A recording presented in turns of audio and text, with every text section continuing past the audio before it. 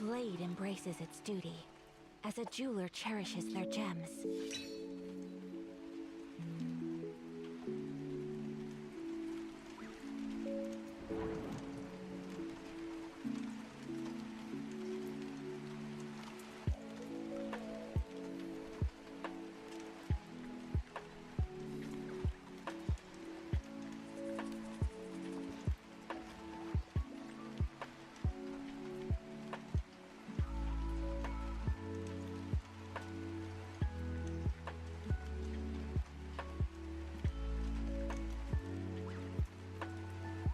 A blade is like a tea leaf. Only those who sample it many times can appreciate its true qualities.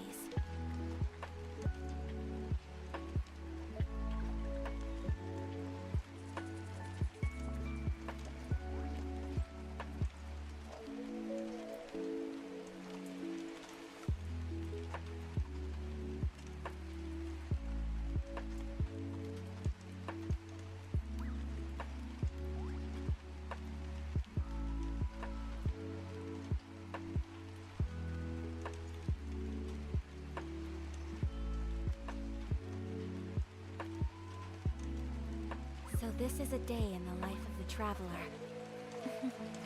I'm learning more about you all the time.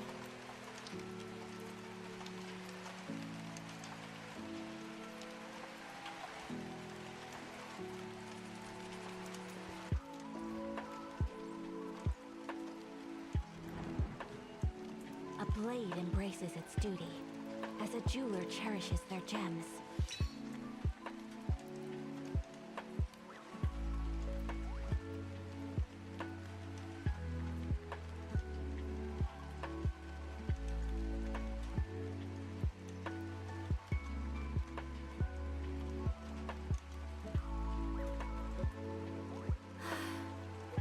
I only wish life could be as leisurely as this a little more often.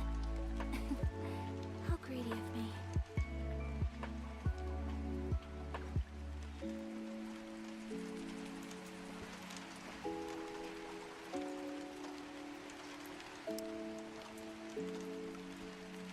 A blade embraces its duty, as a jeweler cherishes their gems.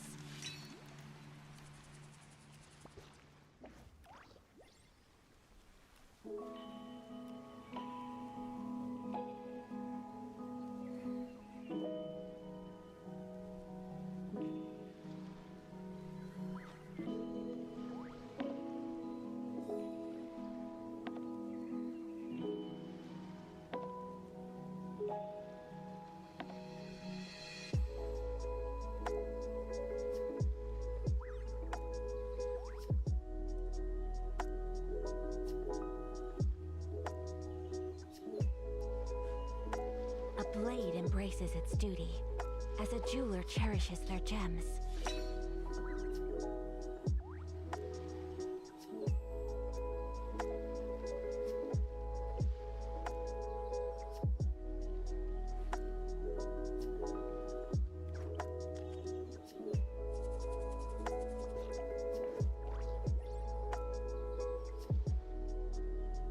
So this is a day in the life of the traveler.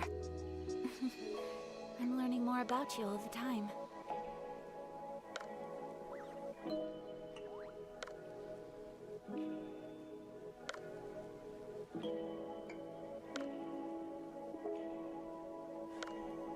A blade embraces its duty, as a jeweler cherishes their gems.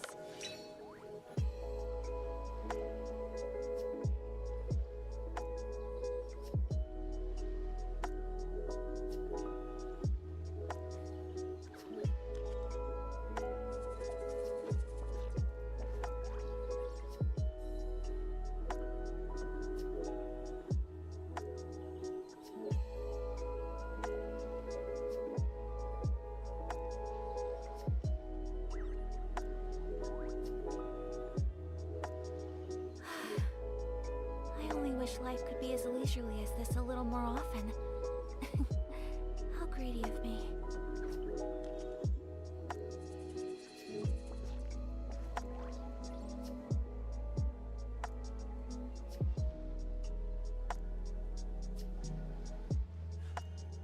A A blade embraces its duty, as a jeweler cherishes their gems.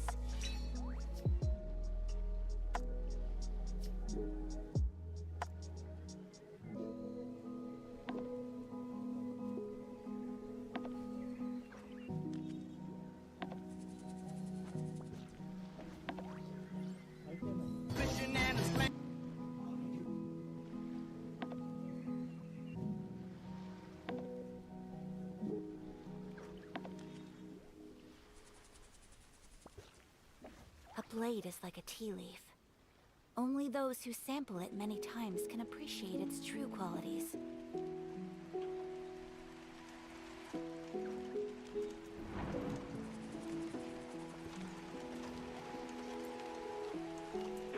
A blade embraces its duty, as a jeweler cherishes their gems.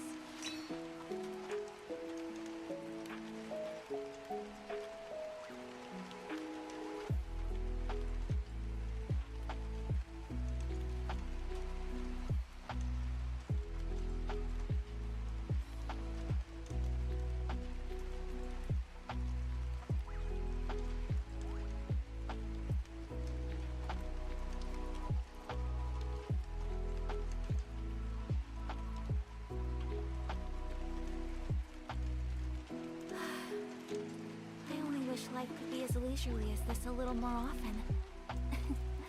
How greedy of me.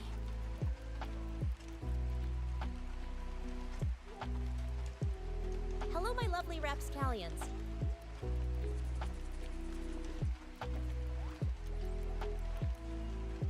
A blade embraces its duty, as a jeweler cherishes their gems.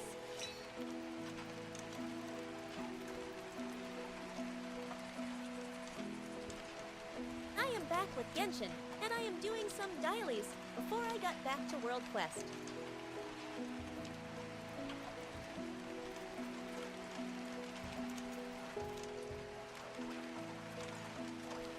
Let's do some dumb shit.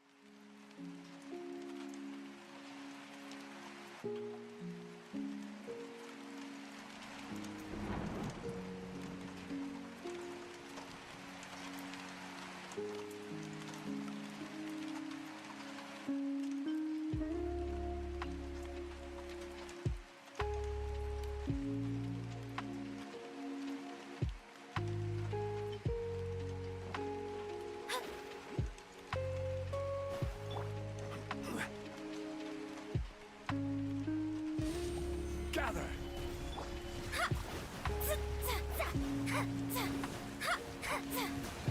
Leave my space!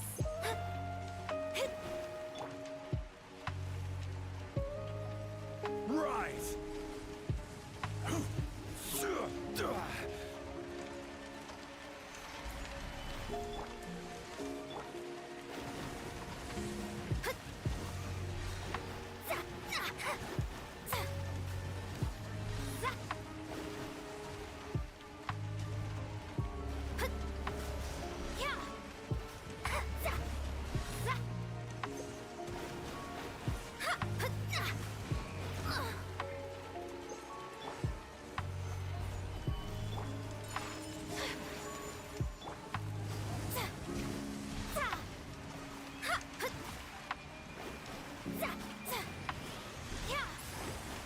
Delve into death. Sakura swirl. Unleash. Cryo incarnate.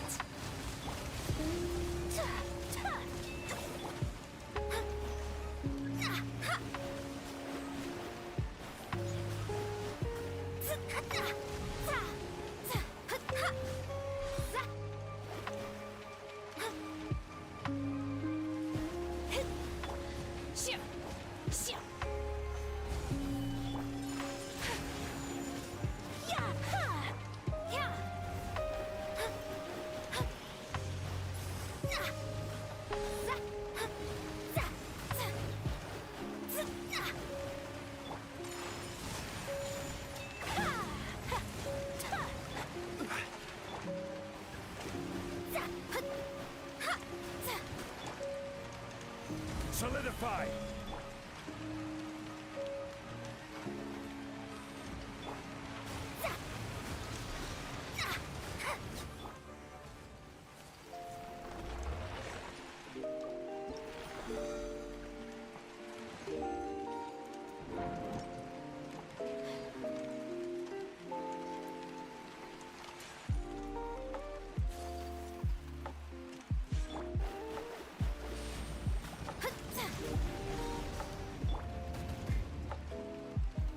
Gather!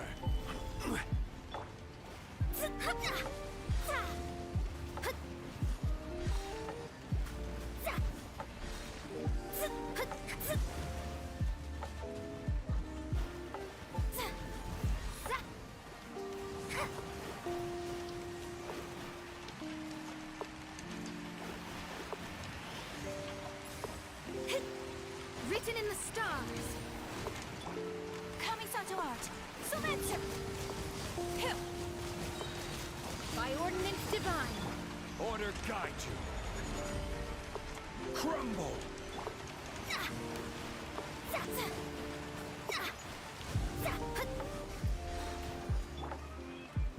Stabilize! My apologies.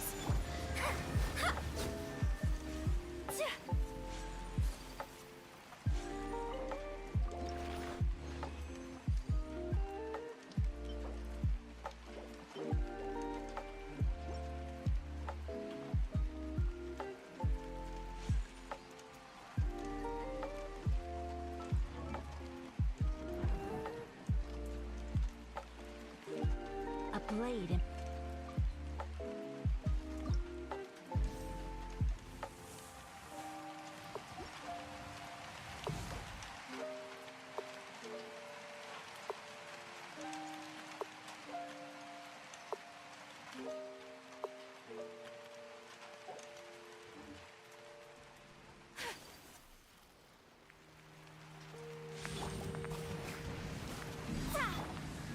Gather!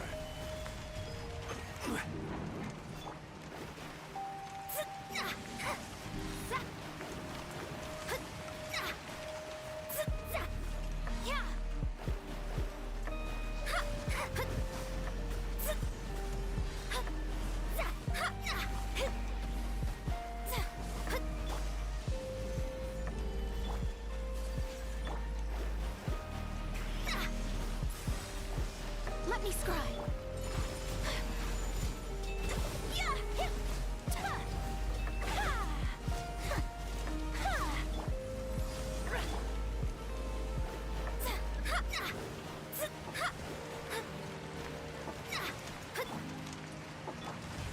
Stabilize!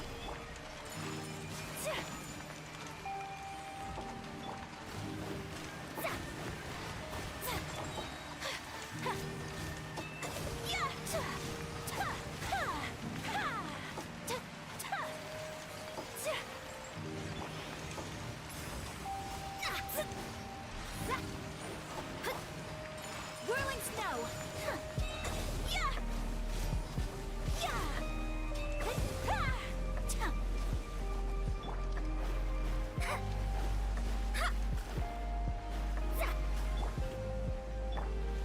Gather! Delved into destiny.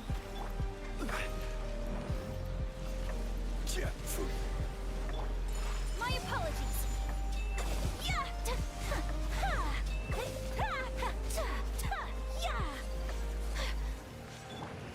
My will embodied. Whirling snow.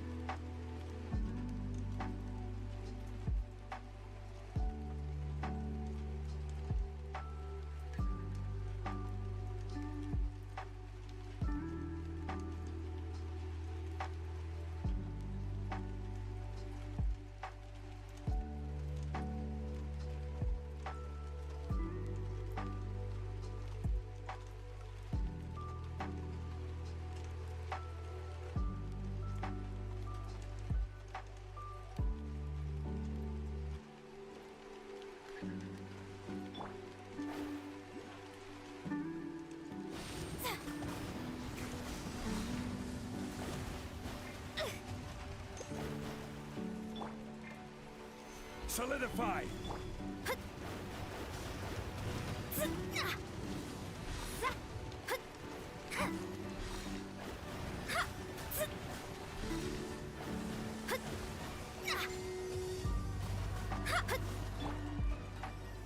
Gather!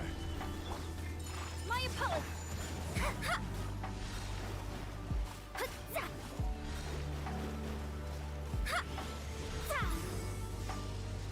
Decided by destiny!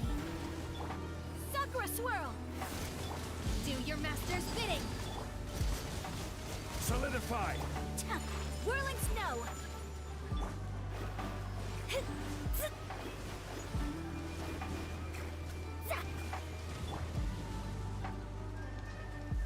Gather!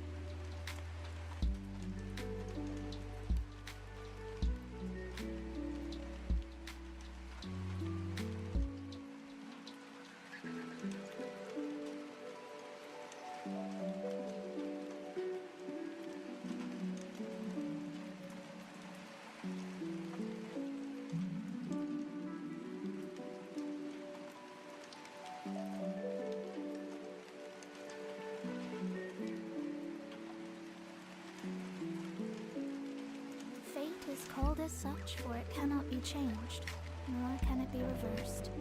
It can only but accepted.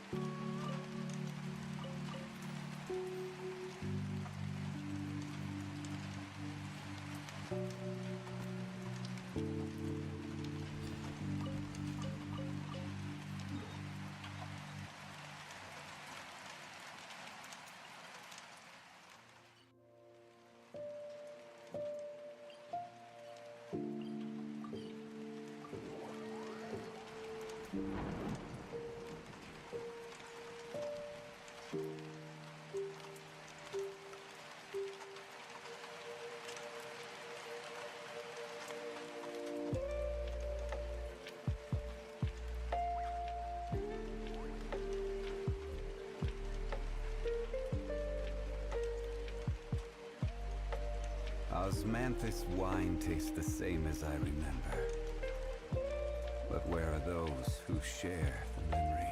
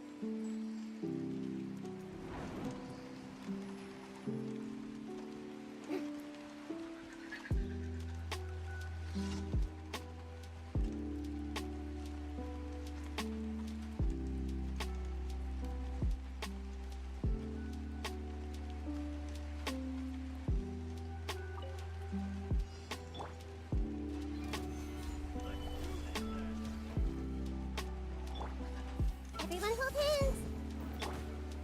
Yoo-hoo! Overruled. Yeah. Yes, you are.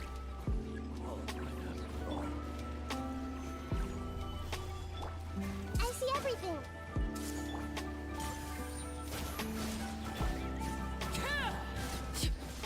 Let's finish this next time. Hey! Strike a pop.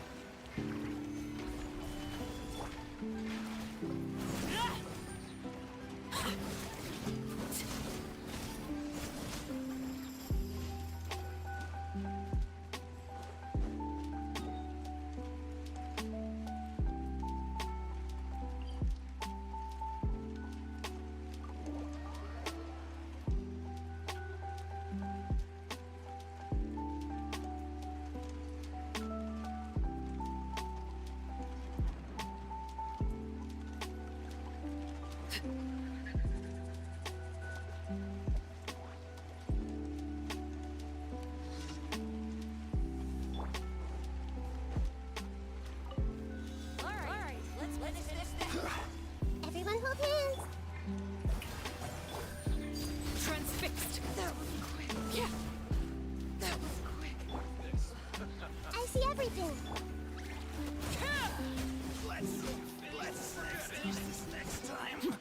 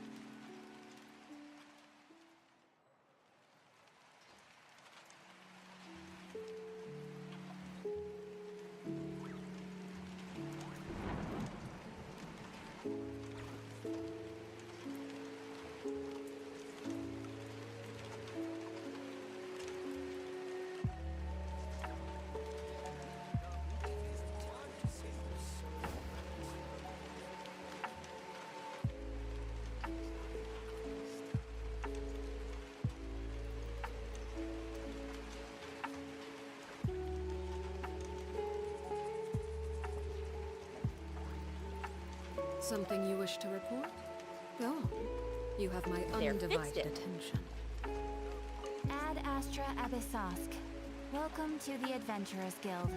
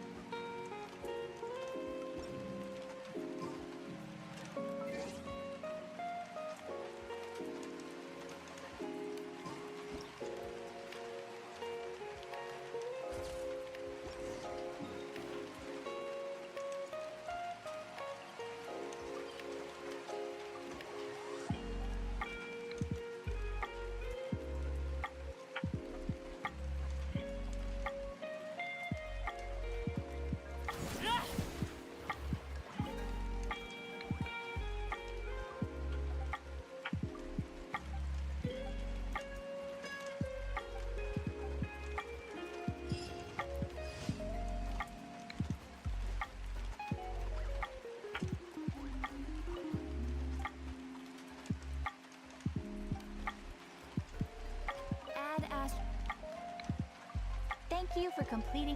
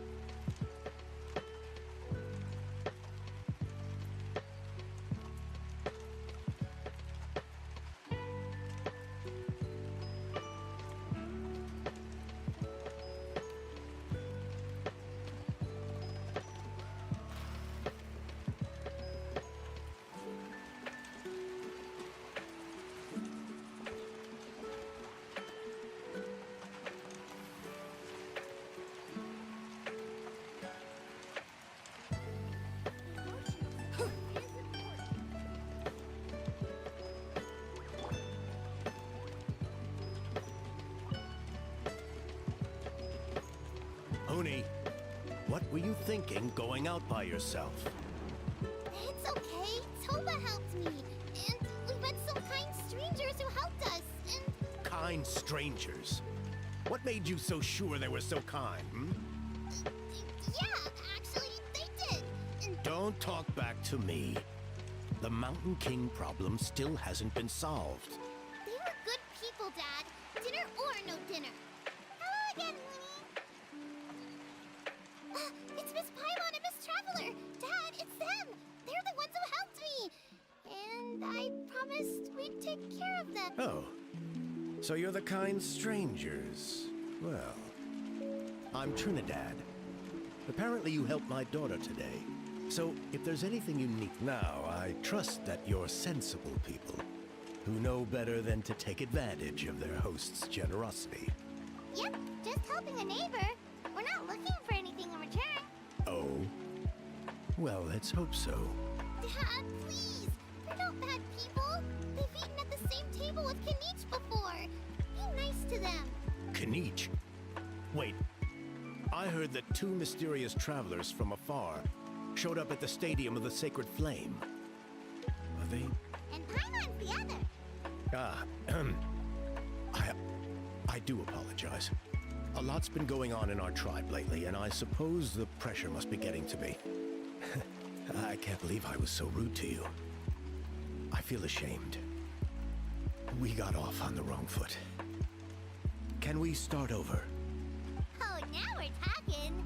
Is Seriously, everyone though, in the don't worry tribe about it. on the edge or Already depressed? forgotten. We're just happy to see Huni got home safe and sound. You've just arrived, I take it? It would be my honor to give you a hero's welcome tonight. Careful now. That's quite an about face. We've heard that kind of thing can lead to spontaneous combustion around these parts. Jeebus, I feel bad for every clan after that fight.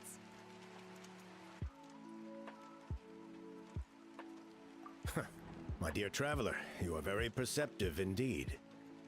Go inside now, Huni. Dad's got some important business to discuss. Okay. Look after Miss Traveler and Miss Paimon. Well, we'll hear you out, but we can't make any promises that we'll be able to help. This is a matter of utmost importance. For many years, our tribe has celebrated the Turnfire Night.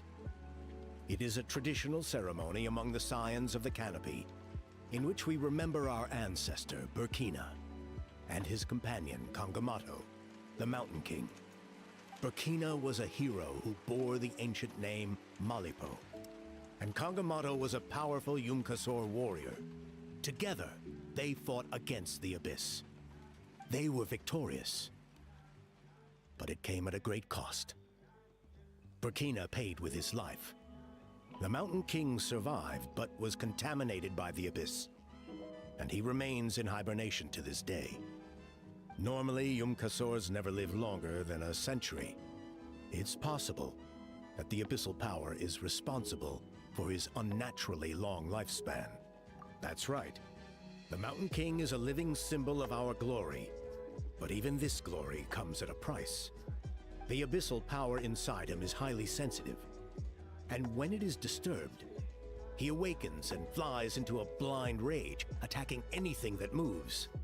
So besides the ceremony, another important part of Turnfire Night each year is cleansing the abyssal power inside the Mountain King so that he will remain sound asleep.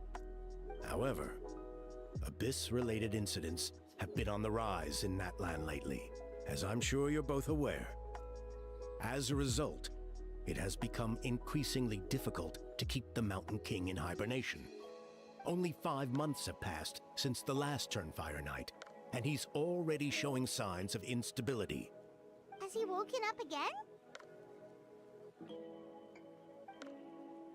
He has. We managed to contain the situation by performing a makeshift ceremony right away, but it was a close call. He could reawaken at any moment. Also, he attacked and wounded my companion, Nana, during the ceremony. She became contaminated by the Abyss as a result. And We heard. Such a tragedy. We're really sorry for your loss. yes, and Nana wasn't the first. Anyway, right now, we're preparing for an exceptional Turnfire Night ceremony, and we need to find a suitable flame bearer. From what I've heard about your adventures, I believe you'd be perfect for the role.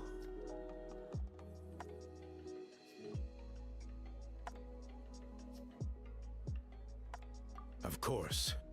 Plus, he's a bona fide hero who's inherited the Malipo name. Oh, you mean Kanich? Yes, he's the one. A hero worth his weight in gold. And unfortunately for us, he's all too aware of that. No prizes for guessing what he said when I asked him to host a Turnfire Night outside of the annual schedule. An exceptional ceremony? I'll have to charge an exceptional price. I swear, no other concept. I'm not the one to usually talk about people behind their backs, but I'm convinced the Y-Up got hit on the head and took a wrong turn the day it chose to give that ancient name to him. Oh, and don't get me started on that insufferable How he hangs around with. Thinks he's God's gift to mankind.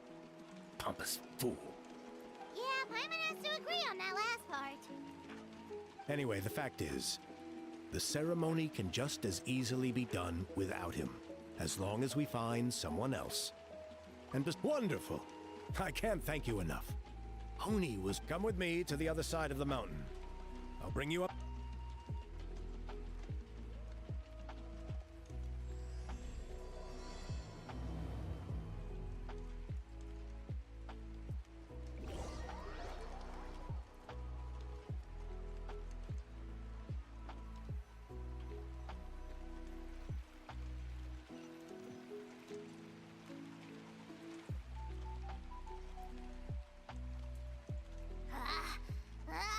Achoo!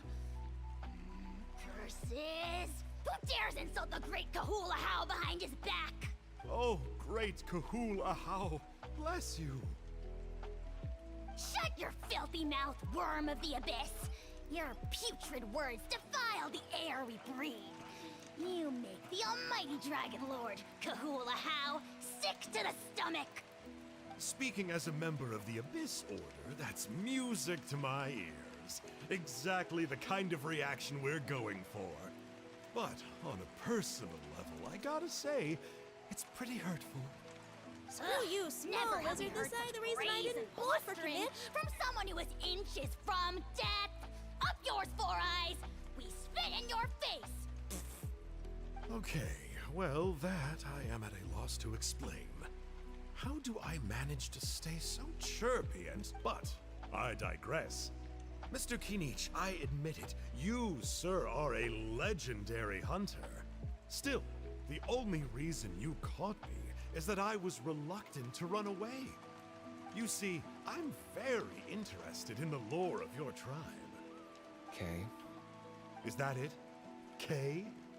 Aren't you intrigued to know what it is about you guys that prompted a visit from the Abyss?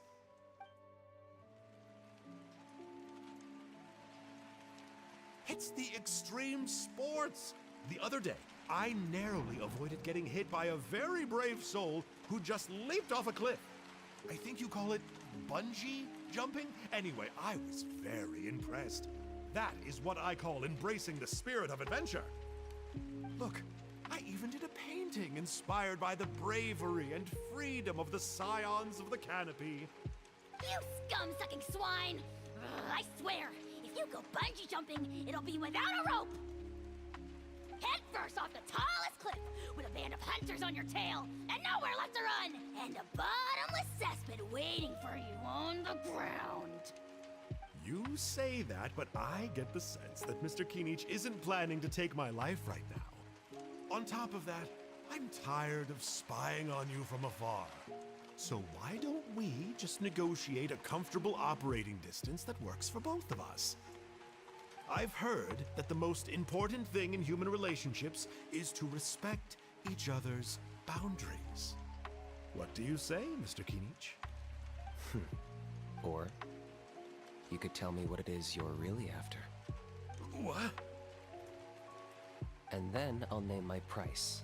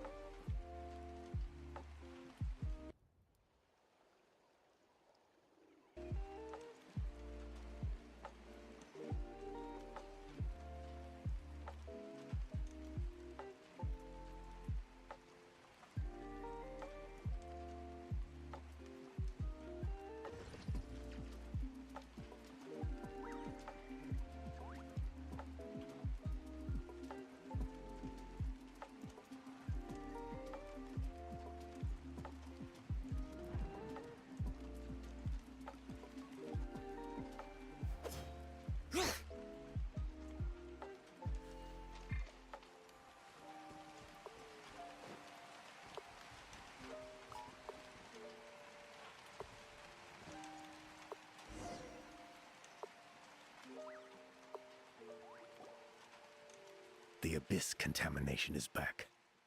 No surprises there. No doubt that explains the Mountain King's recent activity. See those torches over there? Those are sacred flame offshoots that we requested from the Stadium of the Sacred Flame. They contain the power of the Pyro Archon. Are you saying that the Sacred Flame and the Turnfire are the same thing? For ceremonial purposes, at least. Sending someone to the Night Kingdom to retrieve the legendary Turnfire isn't exactly an option. More to the point, though, the Sacred Flame is able to burn away abyssal filth. So that's why we use it in the ceremony. Gotcha! So basically, we just need to clean up the filth with the Sacred Flame. That's one part of it, yes. But the complete ceremony is a bit more complicated than that. First, the flame bearer must collect the kindling of the sacred flame from the starting point. Then use a grappling hook to fly up into the sky and light each of the sacred flame pillars. Then they must go down into the canyon, all the way to the cave where the Mountain King slumbers, lighting braziers and the final altar along the way. The most skilled flame bearers can accomplish all of this without touching the ground once. As much as I hate to admit it, Kinich is capable of this. Wow! He can do all that flying without ever falling to the ground? Well, of course Paimon can. It'd be much harder for you guys. Well, don't worry. It's not a requirement of the ceremony. You're allowed to touch the ground. The flame bearer must always... So, what actually happens if you do turn back? Surely the fires don't just go... Well, if you... What about today then? Oh, no. Don't worry. Today is just a practice. The order doesn't matter. You just need to take the sacred flame, cleanse the filth, then go light all the braziers. Are you ready? I'll repeat the key points again. Gather the kindling, cleanse the filth, and light all the braziers.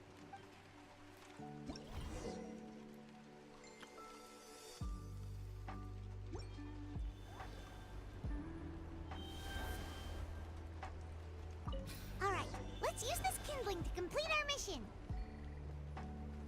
There's abyssal filth over there. Let's burn it away with the sacred flame.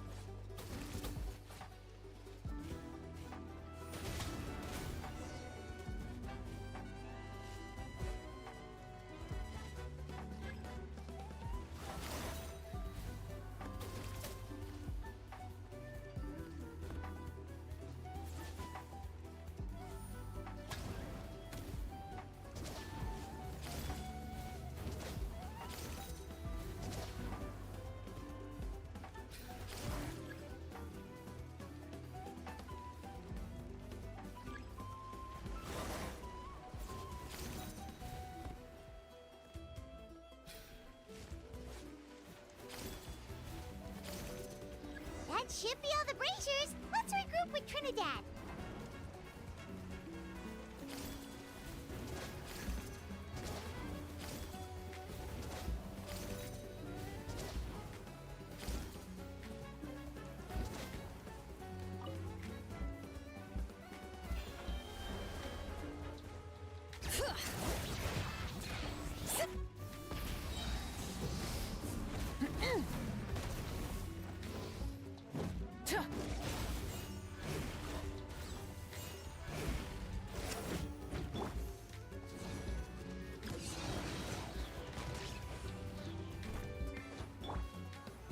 solidify!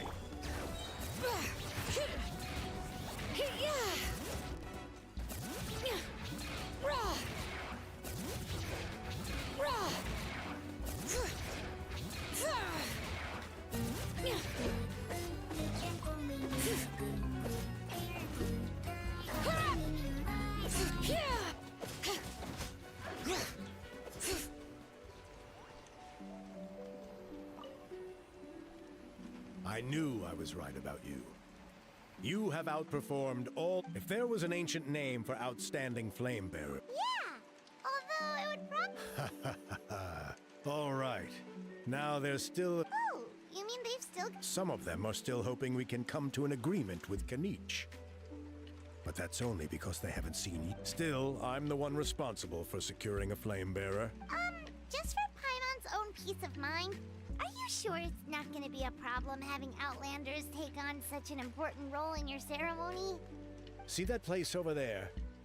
There was a time long before the age of Burkina and the Mountain King, when we, after a period of upheaval, if we failed to keep the threat posed by the Mountain King at bay, it might not be long before we have to move again and find a new home.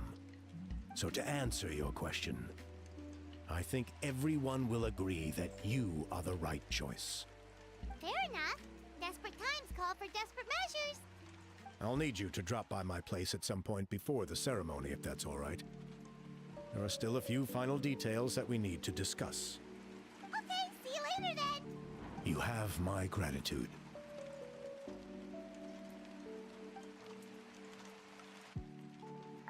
We've helped out with a lot of other local festivals before.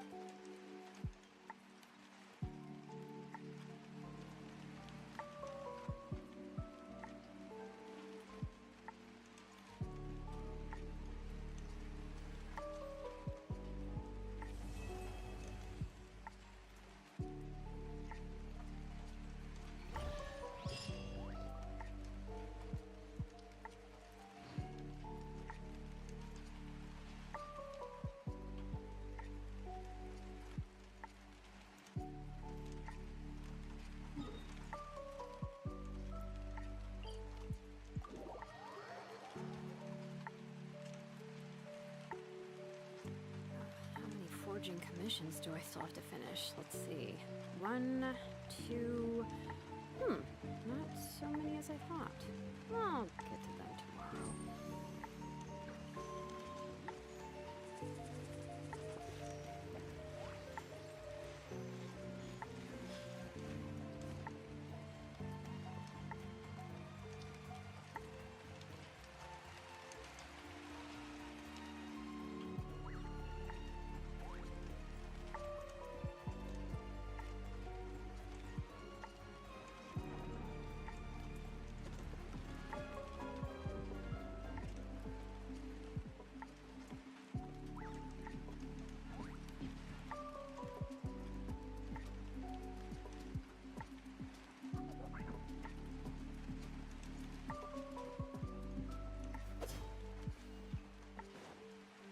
Bring it!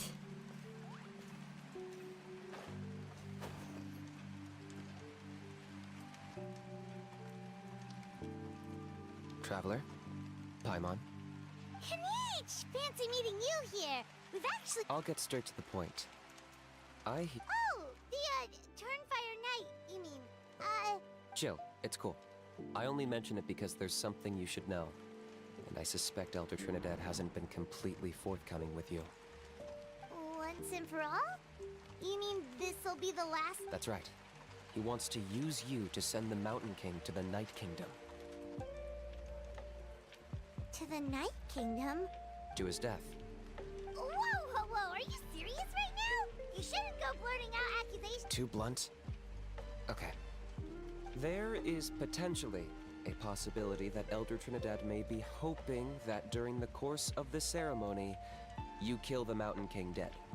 But that's ridiculous!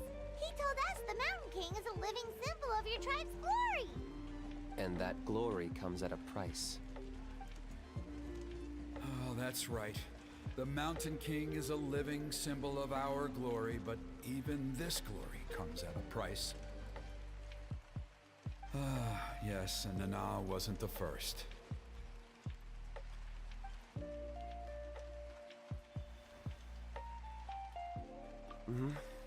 She likely won't be the last to lose her life either.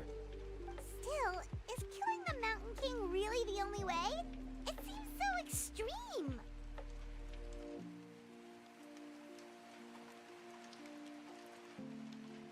The Mountain King is a unique case when it comes to abyssal contamination. It's eaten away at him for so long that it has consumed him entirely, and the damage is irreversible. That evil power has both driven him insane and kept him alive over the centuries. So, to look at it one way, once it's completely purged from his body, the Mountain King will finally be able to rest in peace. In past ceremonies, we've only purged around half of the abyssal power. This was to strike a balance. To keep him alive. Trinidad didn't say anything about how much power he wanted us to purge, but Then it sounds like you'll know for sure soon enough. if he really asked us to kill the Mountain King, what should we do? I know this must come as quite a shock, so I suggest you act like you didn't hear anything for now. But would you have time to visit the chief after your meeting with Elder Trinidad? I'd like to make a deal with you. What kind of... One that comes at a very reasonable price. I'm sure you could.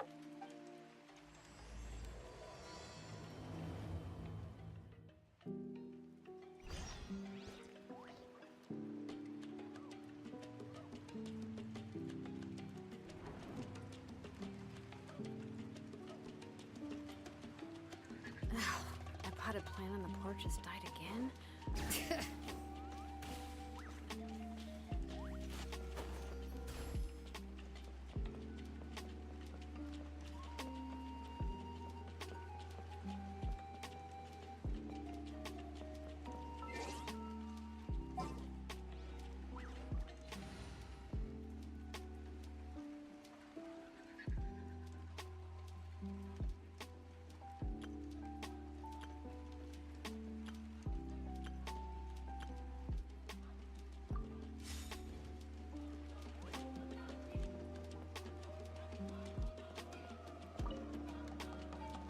Ah, mighty Outlanders, you have returned.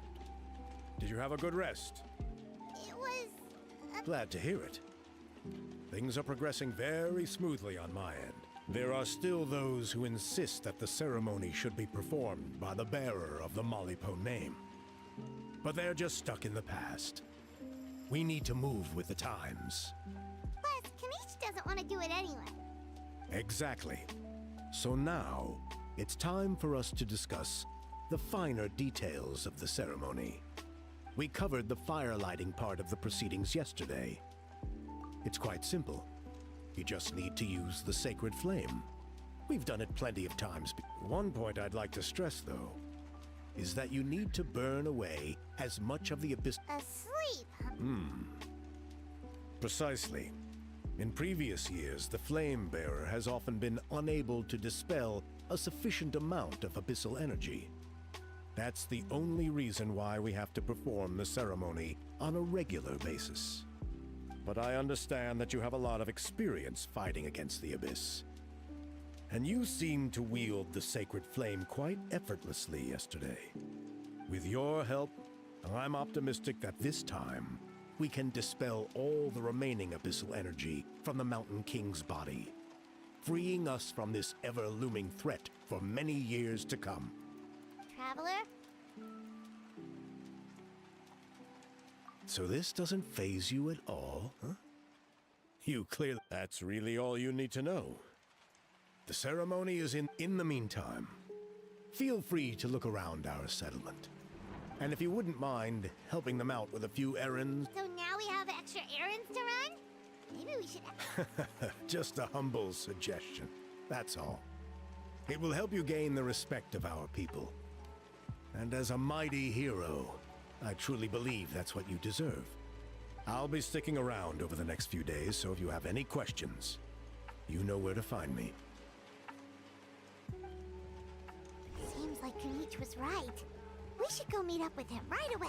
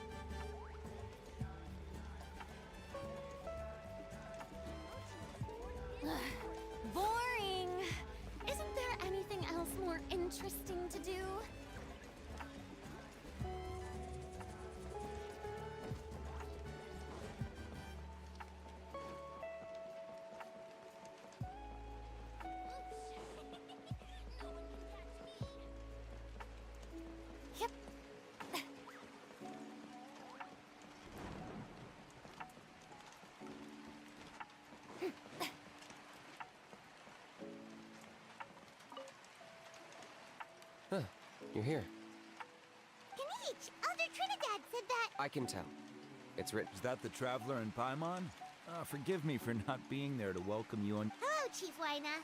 I only heard the news from Trinidad yesterday, so I asked Kinich to invite you... I believe Kinich has already filled you in, so I'll get straight to the point. However, I would like to request that you take steps to ensure the Mountain King... Every child of our tribe grows up hearing the tales of our heroes. This is our history and our heritage, the source of our pride, and the center of our faith. To kill the Mountain King would be to destroy our spirit. Nana's death was a great tragedy, and I do not blame Trinidad for the actions he has taken. Nevertheless, I cannot allow any harm to come to the Mountain King. The very roots of our identity are at stake. My honored guests, please give this matter your serious... Perhaps there is. But despite all our attempts to contain the situation over the years, we've not found it. Right now, I should like to hear where you stand on this matter. I understand. There are still 3 days left before the ceremony. I hope they will bring you clarity. So, Kanich, earlier you were saying that... Let's walk and talk. I'll show you around the tribe. That works too. Paimon needs to get some air after this.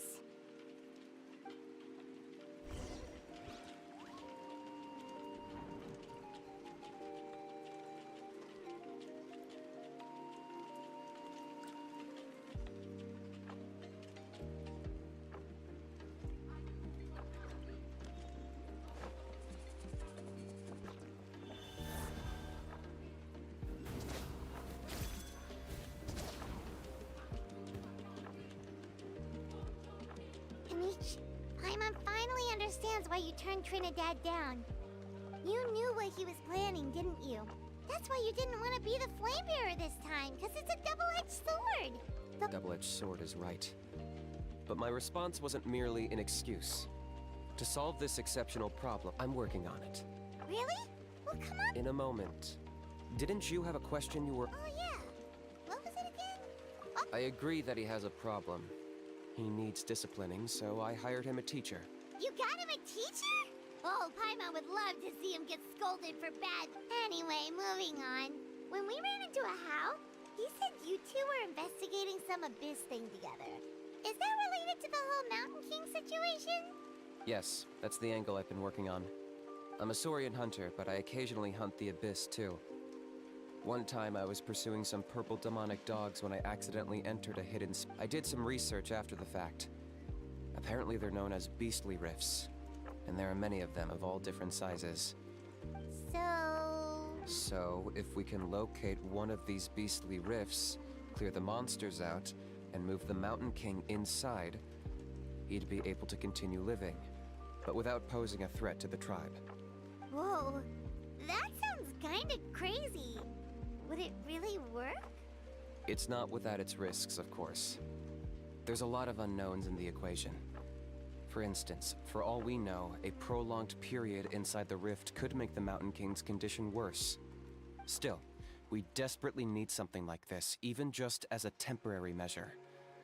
You've seen the conflict the issue is causing in our tribe for yourselves, and believe me, it's been a long time coming. The chief is adamant about keeping the Mountain King alive, whatever happens. Paimon can understand. It's less about the Mountain King and more about preserving your culture and heritage. Yes, but on the flip side, you've got people like Elder Trinidad, who is more concerned about protecting the people he cares about now and into the future. And he has every right to take that view. It's one thing to try and preserve the last remnants of a glorious past, but making your kin pay the price for it? No one can seriously tell them that's a fair trade. You're right. There's no easy answers here. Let's leave that to one side for a moment and assume we go with your plan. How do you actually intend to find one of these beastly rifts? Because at least in our experience, the dogs open the rifts when they want to attack us, not the other way around. I think I know a way.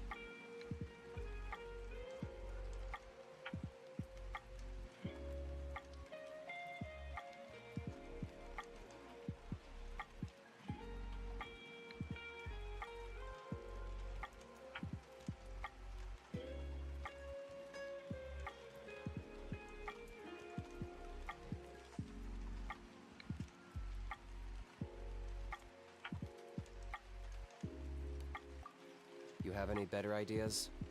Not at the moment, but it just feels like using the power of the Abyss. After all, the Abyss is what turned the Mountain King into a monster in the first place. People are gonna think you've lost your marbles. If it doesn't end well, then that's the price we pay. Everything in the world comes at a price. Even when Yupanqui, the Firebringer, stole the Turnfire, it cost him dearly. The Mountain King's erratic outbursts have brought tensions within the tribe to a boiling point. Unless this gets resolved quickly, everyone will be stuck in a stalemate. All right, so what's this deal you wanted to make with us? We're hardly experts on exploiting abyssal power. All I need you to do, I'm getting harassed on a daily basis by people trying to convince me to be the Flame Bearer. I can't afford to waste all my energy dealing with them. If you help me out, there'll be a gift for you in return. Ooh, what kind of gift? Something well worth your while, I'd say.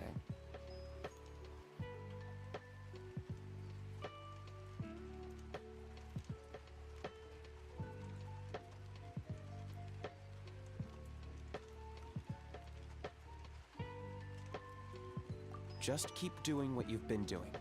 Integrate yourself with the tribespeople, so everyone comes to terms with the fact that we have a new flame bearer. That way, I won't have an endless stream of people coming to beg me to join the ceremony, and I can focus on finding a way to summon the beastly rift. Then, when the day of the ceremony comes, we'll move the Mountain King into his... Still sounds pretty crazy, even for a dare. And even if it works, what if neither Chief Wyna nor Elder Trinidad are happy with it? At least the two of them would finally be on the same side of the issue, leaving only me on the opposing side. The tribe needs leaders like them far more than a Saurian hunter for hire like me.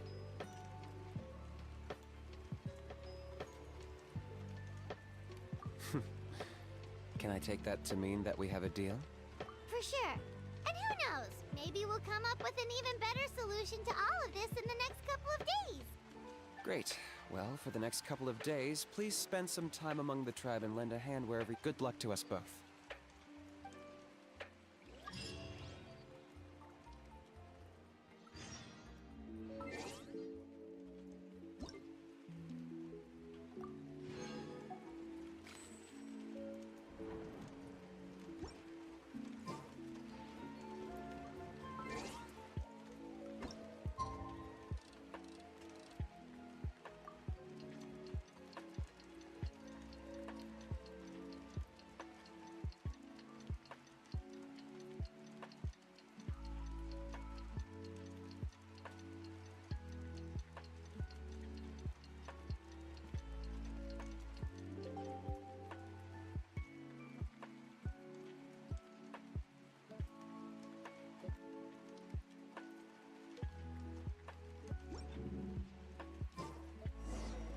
Okay, task for the day.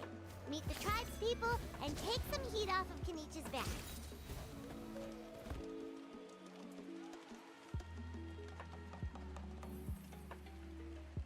Pony. Because he hurt a lot of people. But it wasn't on purpose. The Mountain King is sick, that's all. He's been hurt by the Abyss. That's true, but the fact remains that he's now a threat to all of us. How can you be so harsh to someone who's sick? If you don't take back what you just said, I don't know if we can carry on being friends. Toba, Kuni, what's wrong? Pony's saying nasty things about the Mountain King. Once upon a time, maybe, but not anymore. Yesterday, maybe. Toba? Fine. I guess my dad is right. As of today, our friendship is over. Oh, come on, cut it out, you two. We have some great news. The Traveler is gonna be the flame bearer for the next Turnfire night. She's gonna do a beautiful ceremony. What? Really? So that's what my dad wanted to talk to you about? To be fair, from what we saw the other day, you are pretty good at climbing cliffs. Probably just as good as Kenich. Wait, speaking... Oh yeah, good question.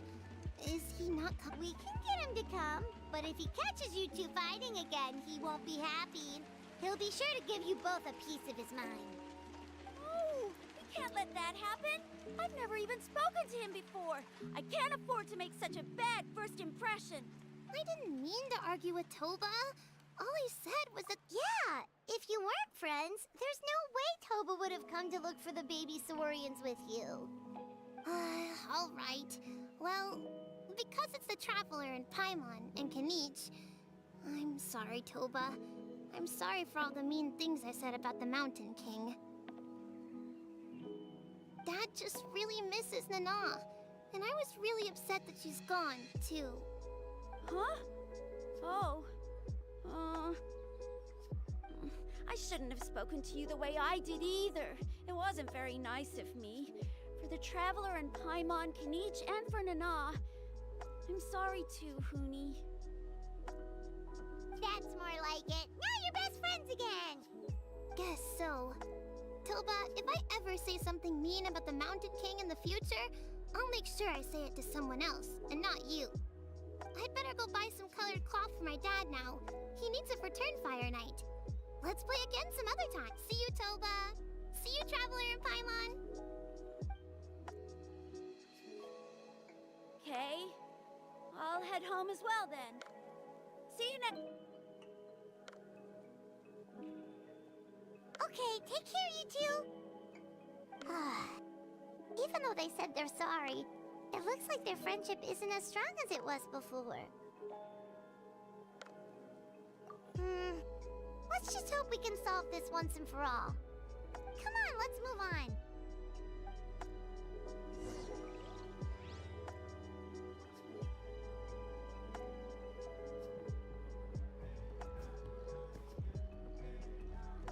Huh? What's going on over there?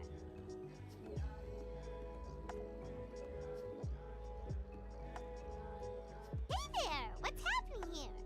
A rehearsal for the Turnfire Night dance. Ooh, there's a dance involved? Paimon wants to learn too! You don't know it? Ah, I guess you're not from these parts, huh? It's rare to see a new face around the tribe these days. I thought everyone would be keeping away. Why do you say that? Because of the Turnfire Night, of course. The Mountain King could wake up at any time. That's why we're holding an emergency ceremony. This isn't one of those fun and games festivals. For outsiders, it might even be a little dangerous. Well, did you know that the Flame Bearer this time is actually gonna be an outsider? Oh, I did hear about that. It's a first for sure. I would have loved to meet them in person. What? Oh, it's you? Man, oh man. Well, this is a nice surprise. It's funny, I was just thinking that I'll probably miss out on meeting the new Flame Bearer since... You're not taking part in the Turnfire Night? You must be joking. Watch this.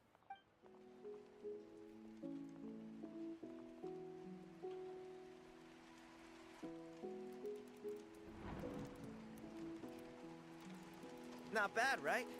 Yeah, I'm considered one of the better-looking guys who dances beneath the pillars of the sacred flame. Do I need to dance too? Been doing it a few years. Oh, very impressive. Well, I feel like the whole Mountain King situation is getting more and more precarious. It's just not safe here anymore. One of our elders' Saurian companions even lost her life not long ago. The question is, what are we gonna do about this in the long term? But our leaders don't have any answers for us.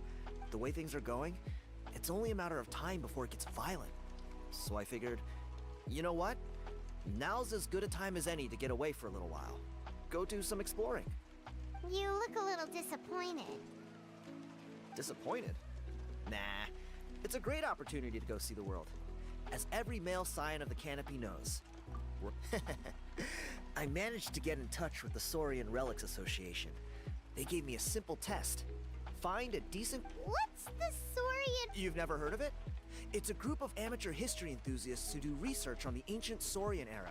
They're all about collecting relics and remnants from that age. Speaking of which, the guy who was Flamebearer before you, I've heard that his Saurian buddy comes from that time. A how? A how's a relic from an ancient Saurian civilization? Oh, yeah, him. So you know those two already, huh? Then, do you know how they met? It was deep inside some mysterious ruin, and they signed a contract there. The association folks say that the kind of contract usually comes with a huge hidden cost. Really? That sounds ominous. Who knows? But if it's true, Kinich can probably handle it. He knows what he's doing with weighing up contracts and costs and stuff. I doubt he'd make a contract Hope that not. doesn't benefit I am a him. bad dancer. Strangely enough, I actually happened upon a strange mural a while back, and it looked to me like it was depicting a Saurian and a human involved in some kind of Saurian-era contract ritual. Oh, does that count as a relic then? You bet it does. I was all ready to go take a picture of it and use that as my entry ticket to the association. But after all the abyssal activity recently, I heard that area's been overrun by monsters.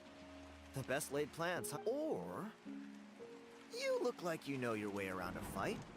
If all you need to get is a picture, that should be pretty achievable, right? The Traveler deals with Wait, you're seriously gonna help me? Come on, it's no big deal. Compared to some of the things we've been roped into before, this is nothing. Pyro Archon above. You two have hearts of gold, you know that? Of course it is. Oh.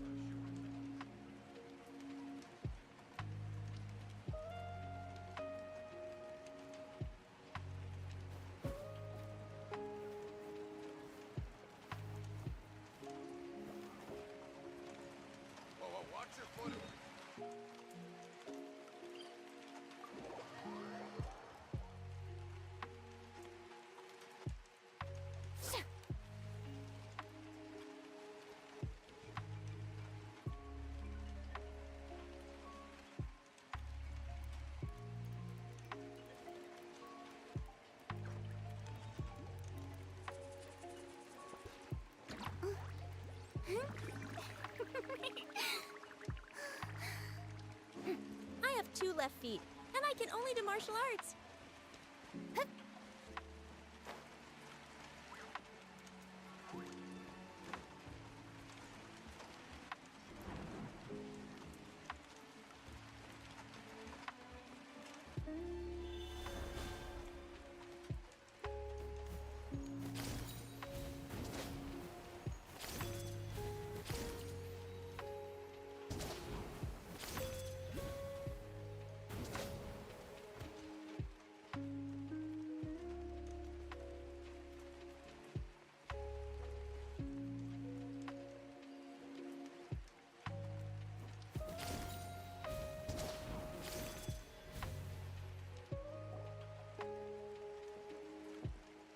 There it is. It's inside these ruins. As you can see, the place is crawling with monsters. Alrighty then. Stay back and take cover, Tiago. This could get dangerous. We'll take care of them. Great minds think alike. I'm not about to cramp your style.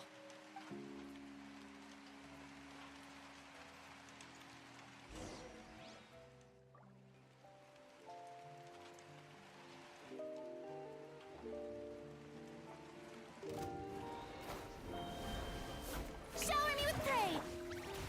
Stabilize! Hey! Laid bare.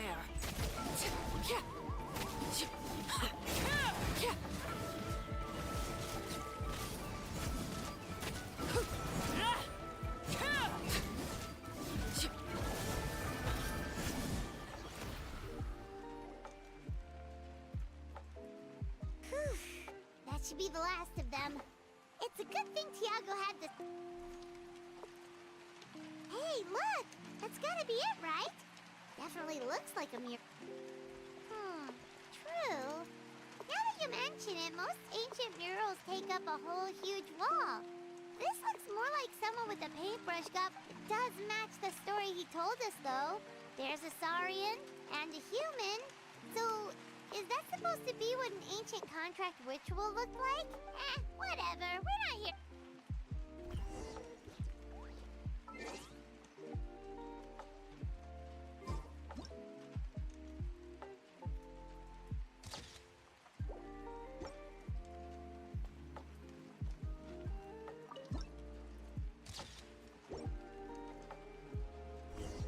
That's a wrap. Let's take it back to Tiago.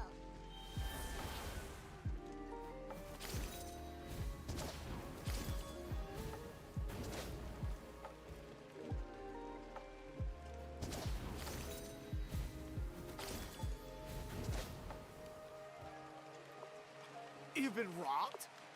Oh, Ponche. And I thought my luck was bad. Oh, I put blood, sweat, and tears into that, and now I've got nothing to show for it. Some gap-toothed goon stole it from me.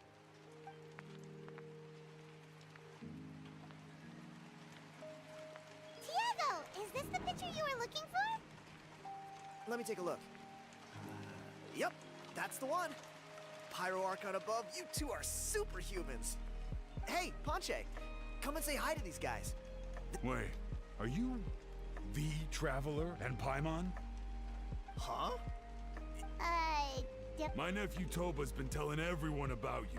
He says you're crazy strong, super friendly, that you helped him out, and that you're gonna be our flame bearers this Turnfire night. Oh, so you're Toba's uncle. Great to meet you, sir.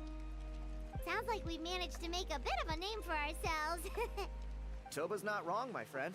These two are honestly some of the nicest, most genuine people I've ever met. Everyone speaks incredibly highly of them. Really? All I want is to get the fruits of my labor back. Allow me to explain. Ponche is a well-known scholar within our tribe, author of the widely acclaimed book, I spent years of my life researching that book. I visited every last root. On the word Malipo alone, I covered at least 5 different interpretations of the meaning based on accounts from different villages. It was an unparalleled masterpiece. And now it's all gone. That little goon ambushed me during my morning walk. He snatched all of my belongings, including my entire manuscript. That book was everything to him. It's like they robbed him of his soul when they took it. Look at him. Lost and listless. He's a Dear honored guests of our clan, I am but a helpless old student. See what I mean, Ponche? Now you... I don't know if he's still there, but come on.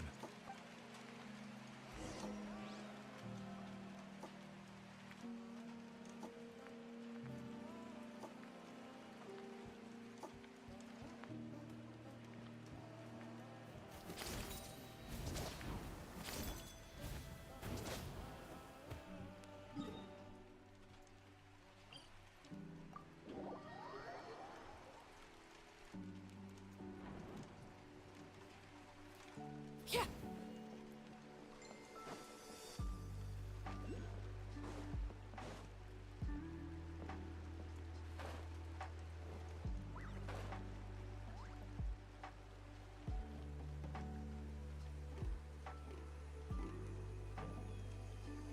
Hey! You thief! What do you want now, you old bum? God, you're a waste of space. Prepare to get shoved foot first into a tree. Oh, what's this? Eat dirt, suckers!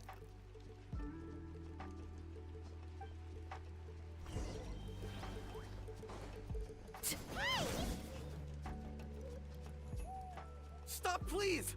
By all the warriors, heroes, gods, and please! I don't have your stuff anymore. Oh, yeah? Well, where...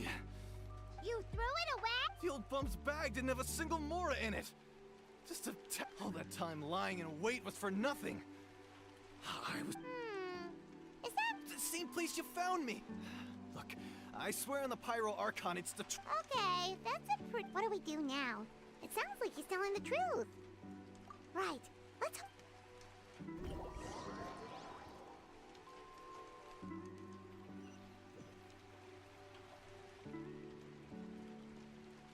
Although the Turnfire is a heroic symbol in Hoytzatlan, this holds true for all bearers of this ancient name in recorded history.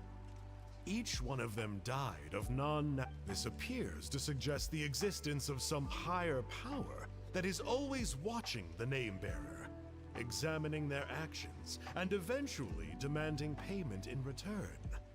None can escape this payment, unless, perhaps, they could honestly swear by Turnfire to never make a single mistake in their entire life. You punkies, Turnfire. What an incredible work on ancient name philology. I can't believe it was just lying there for me to take. Let me see. The author is... Ponche.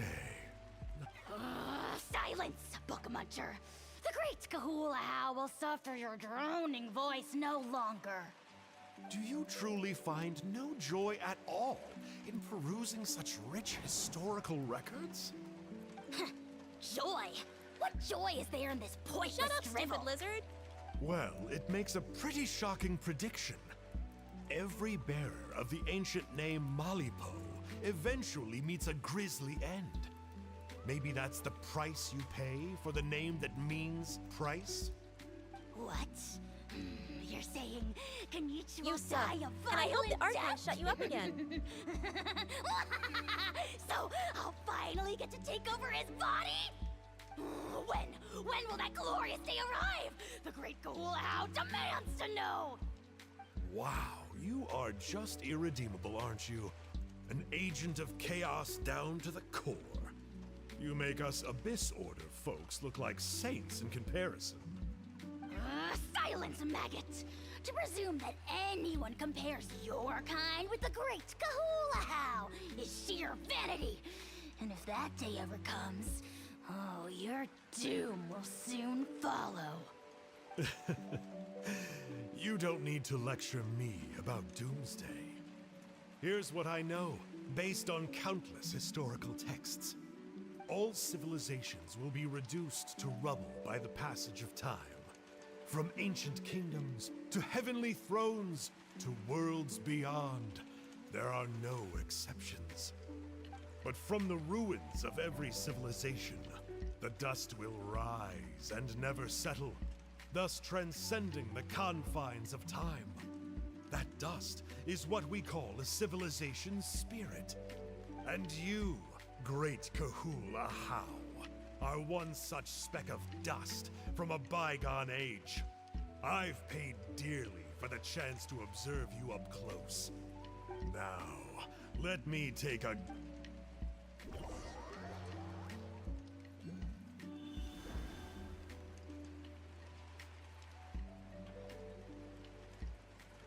We're so sorry, Mr. Ponche, but we couldn't find your manuscript anywhere. Does that mean all of my hard work was for nothing? You gotta stay positive, Ponche. You might have lost the book, but the brains behind it are still intact. Surely you remember the main points at least? The whole reason I worked so hard to get it finished before the Turnfire night is because I hoped that maybe it might help us find a way through these trying times. But now... well, not exactly. But I thought my research might at least be a starting point. Oh, really? So what did you find out in your research? I think the key to all of this lies in the power of Malipo. Ponche, you know as well as anyone that ancient names don't hold any real power. You're right, but Malipo may be a special case. Given that it first arose in the era of the first Pyro Archon, it might contain remnants of Shibalanke's power. Yeah, I remember that story. My grandpa told it to me when I was a little kid. Maybe you're the special case. Most kids stop believing in that stuff by your age. I'm not talking about childhood superstitions here. There is evidence. Like what? Like the fact that the Mountain King is still alive. Everyone attributes that to the power of the Abyss. But there's more to it than that. The key factor is that Burkina summoned the power of Malipo at the cost of his own life. If you don't believe me, then answer me this. How many other creatures can you think of who lived longer, not shorter, after being contaminated by the Abyss? Traveler, different situation but similar idea. Doesn't this remind... So, I came to the conclusion that Malipo must refer to some mysterious ritual involving a tit-for-tat exchange. It began with the first Pyro Archon, fell with the Grand Alliance, then was buried in the Night Kingdom. And now, it awaits the call of its new bearer. Hey. Sorry to interrupt, Ponche, but... I'm sorry. I was... Sounds to me like you dreamed up one fanciful theory to support another. Kenichi, what are you doing here? I more or less finished what I was doing, so I came to have a quick catch-up. Now a good time? Kenichi! I'm onto something. I haven't worked out all the details, but you have to attend the Turnfire Night. So Mr. Ponche here has done a lot of research on the history of... I'll be there, Ponche. Let's go.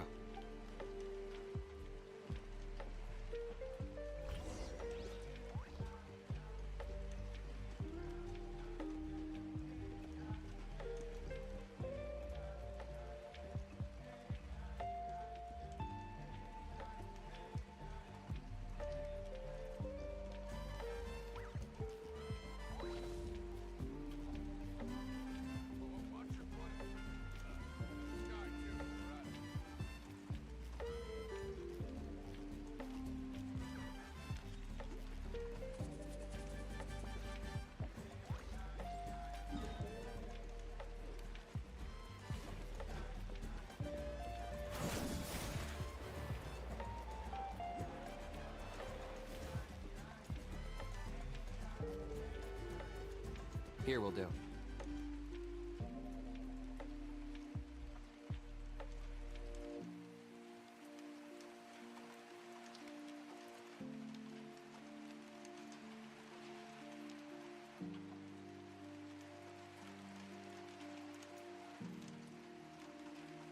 Yeah. I'd like your help giving it a trial run tomorrow. If that works, we have our plan come Turnfire Night. Sounds like you're not considering Ponche's idea. You heard him. He hasn't worked out the details yet. We need a more practical solution with concrete steps to follow. Yet? Are you saying you think he might actually be onto something?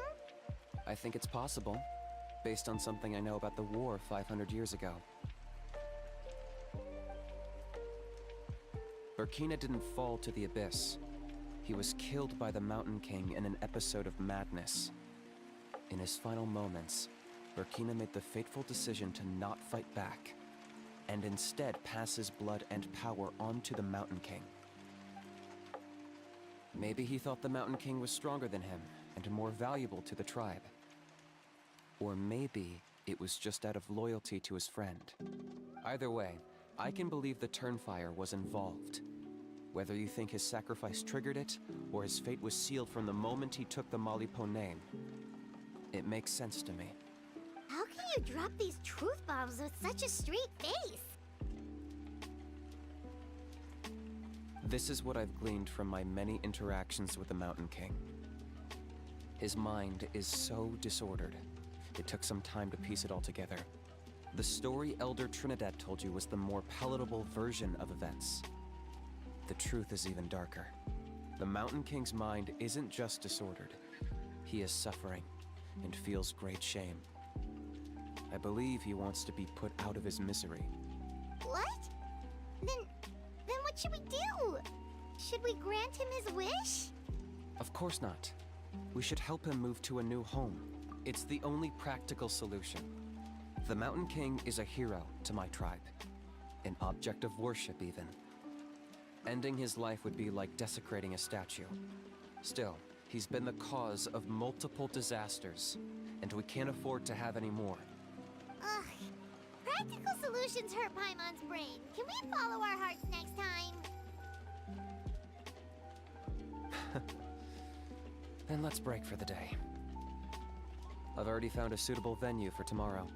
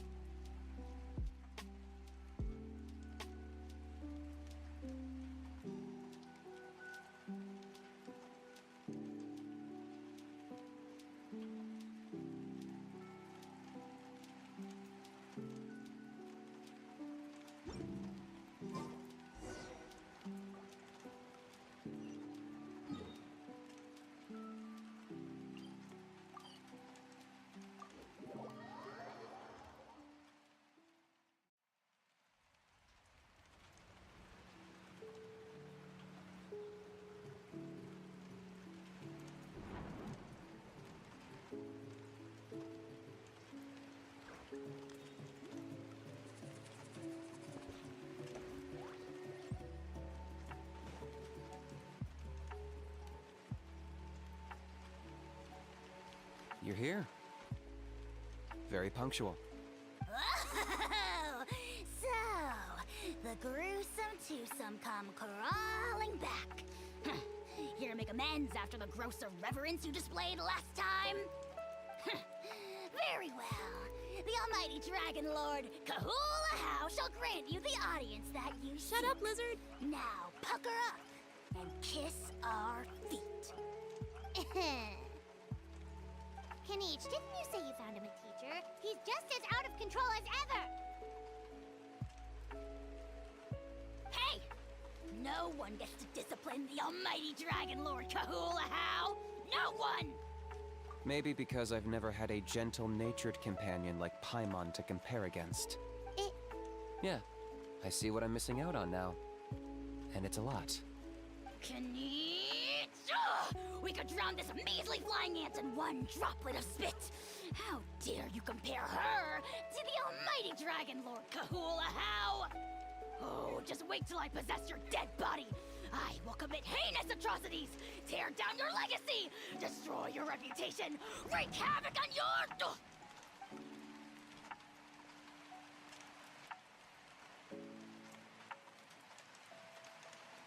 Traveler, Paimon, let's get down to business. Once we've opened the beastly rift, you're welcome to toss a How in there for a couple of days. With pleasure. You don't need to ask twice. I got my hands on this device in a trade. It's meant as bait, but it'll also stabilize the abyssal energy. The Rift Towns will tear through space to get to this. Once they're here, we take them out and claim the Rift. You'll find out soon enough.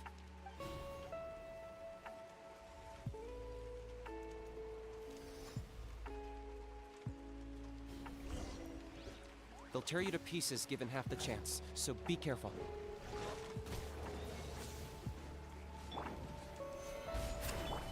Time to shine! Yoo-hoo! Stop fighting! I see everything! Overruled. This shall not be my fate.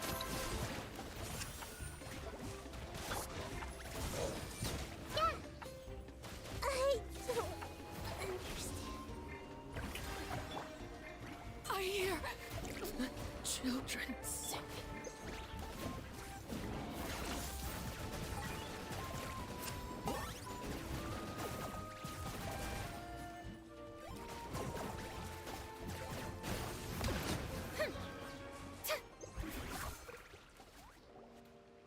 Uh-oh.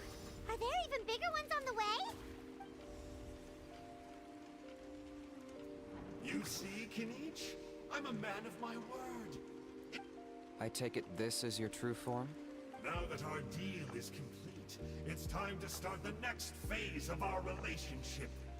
A cliché, I know. The hero's trusted partner sails him out to the abyss in a Huh? Huh? Huh? What are you two doing here? Oh, Mr. Kenichi, this is not what we agreed on. Traveler, this is the gift I got you. I know you're looking for intel on the Abyss Order, so I thought he might be of use to you. But it looks like you've already met. Yikes. Frosty reception. Gotta say, I kinda pictured this moment going a little differently. Tears of joy welling up in your eyes as you say the words, "It's good to see you again, old friend." Oh, Don't I be am gonna enjoy killing you ridiculous. again. Sounds like you've been reading too many romance novels. There we have it. Change is inevitable and nothing lasts forever. Let's do this again, baby. Well then, time for you to meet the new me. This time, please call me Sanka. Sanka! Aha! So you're glass... What does it matter? A name is a superficial label. That would explain a lot. Why else would you show up here and start acting like a wise guy? You look... I'll pass. I do rather like you, as I said. Wait. Of course. You're the one behind all the recent Abyss activity. Let Paimon guess. You've been provoking the Mountain King too. Haven't I told you before? I'm not part of the inner circle who do our Highness's bidding. My interests are far more low stakes. I spend my time digging for truth in ancient doodads and books. You really think a benchwarmer like me is capable of more than that? I investigated him. He's not connected to the recent events. Just so, I struck a deal with him. He helps me summon a rift. I allow him to do some historical research. But that's all over. And now Kinich wants to hand me over to you. Well, I was hoping this would be an opportune moment to whisk away his body. That would have given me some more time to study the great Kahula How. But now I've run into you, which is just my luck. Or maybe I've incited the wrath of the Turnfire. Wait, does that count? Let me think. How? You are the worst of the worst! Colluding with the Abyss Order against Kinich? How could you betray your partner? There is no betrayal. The almighty Dragon Lord Kick the Kahula lizard! How is a partner to no one. Don't worry, I told him to act as bait. Yes, and you should have picked a bigger fish. Kick him in the Abyss balls. Order. Ha! What a joke. Not even a match for our lowly servant. I put up with this toad's croaking for days, and it was all for nothing. It looks like your disciplinary measures have been less than effective, Mr. Enjo. What did you expect? Behavioral rehab isn't really our thing. Otherwise, we might as well change our name from the Abyss Order to the Abyss Boarding School. The abysmal disorder would suit you better. Kanish, dispose of him. He is of no further use to us. Traveler?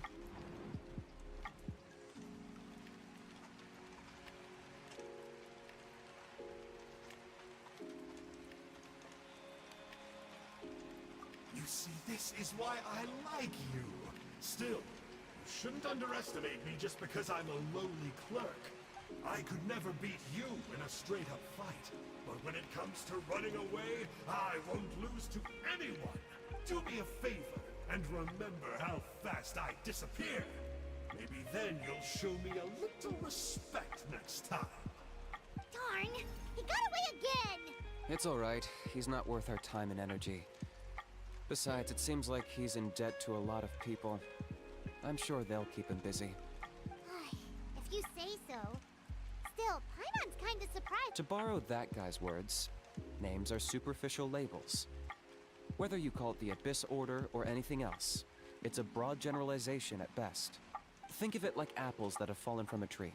If you tasted each one, you'd find that they're all at different stages of ripening. Even the unripe fruit blown off its branch before it's fully grown can still be brewed into a fine wine. Everything has its use. Huh. Well, in that specific sense, maybe Enjo's not such a bad apple. Not rotten to the core, at least. Of course! Only the almighty Dragon Lord, Kahula How, is rotten to the core and evil beyond redemption. Ugh. So what exactly are you anyway? You're definitely the evilest little thing Paimon's ever met. Don't worry, he can't hurt a fly.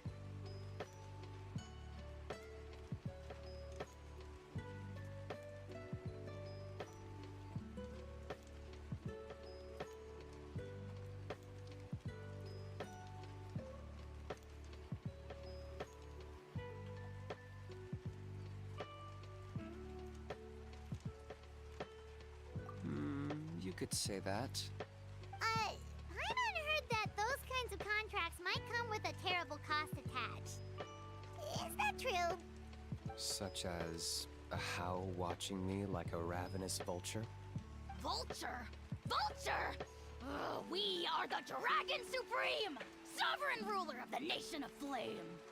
Let's pick this up another time. It's getting kinda late. You should go back and get some rest. Big day ahead. Tomorrow's Turnfire night. Time to light the sacred flame and burn away the filth for a legendary 500-year-old warrior. Oh yeah. Hearing you lay it out like that is damn making it. Paimon Let me a kick the little lizard. nervous. For all the work we've put. Then it can't hurt to say this one more time. Good luck to us both. See you tomorrow.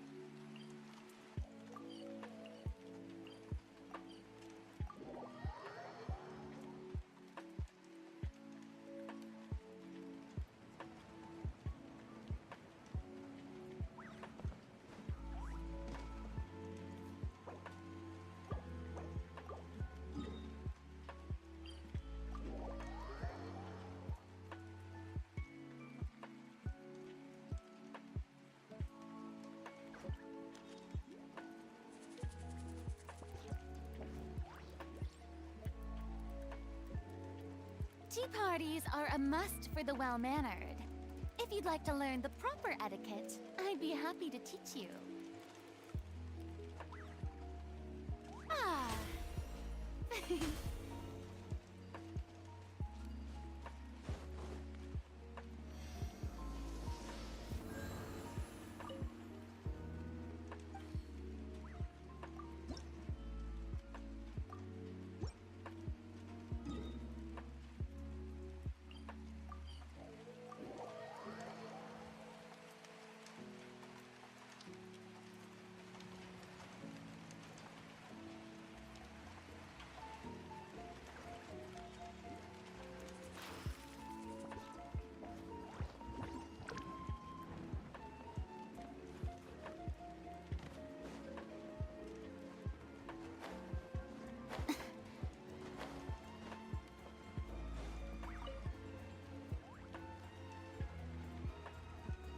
Ah, at long last, you're back. I hear that you've done much for our people these last few days. Many young people have heard the rumors too. They're all eager to meet our new flame bearer. Well, they won't have to wait for long. It's almost time for the ceremony. We really hope we can resolve the Mountain King situation quickly and smoothly. Haha, well, it's nearly time. So, if you're ready, then follow me to the ceremony site.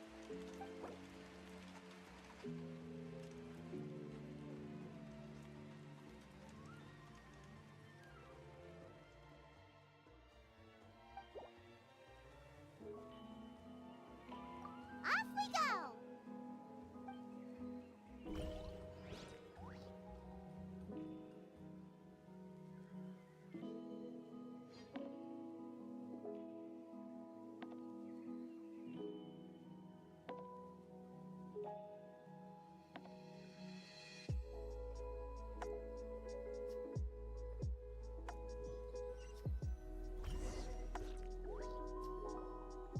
Here we are. Our honored guests have arrived. I have heard much about your fine work over the past few days. I hope you'll allow us to thank you properly after tonight's ceremony. Don't worry about it. Getting this huge venue ready must have been a huge task. No need to make extra work for yourselves on our account. If it means getting the Mountain King issue resolved, no cost is too great to bear. A resolution will come in due course, but every great fire starts as a tiny spark. We must take it one step at a time. No one would disagree with you if that were possible, Chief. But look around you. Can't you see how our The ceremony was arranged on short notice. Many are away from home and could not make it back in time. That may be so, but still... Good evening, Traveler in Paimon. Kanich! Not a moment too soon. Chief Wayna, Elder Trinidad, could you give us a minute? I'd like to give the Traveler a few pointers as the previous flame bearer. Very well, but make it quick. Let's step to the side. Has anyone gone over the key steps of the ceremony with you yet? Yeah, Elder Trinidad did, but, Paimon seems to have forgotten them? What a surprise! The flying ant has an ant-sized brain. If you don't want your tongue to be burned off by the sacred flame tonight, I suggest you stay quiet. See those sacred flame pillars? Once you've lit the Shut up, fire, Lizard. go light each one up in turn. Once that's done, head down into the cave where the Mountain King slumbers, light the braziers along the way, then bring the flame to the final altar. Then the ceremony is complete. That sounds simple enough. The process isn't complicated, but remember, you mustn't turn back at any point. If you miss a pillar, you can't light the next one, then come back to it. You have to keep moving forward, or it's seen as disrespecting our ancestors. If that happens, you won't receive the blessing of the Turnfire, and you'll have to start over. I made you a diagram that summarizes the steps. Take a look.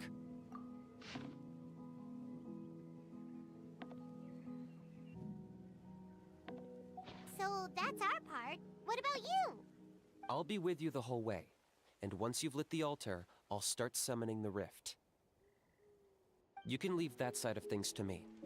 Just focus on your part. Okay. We'll try to remember all that and get it right the first time.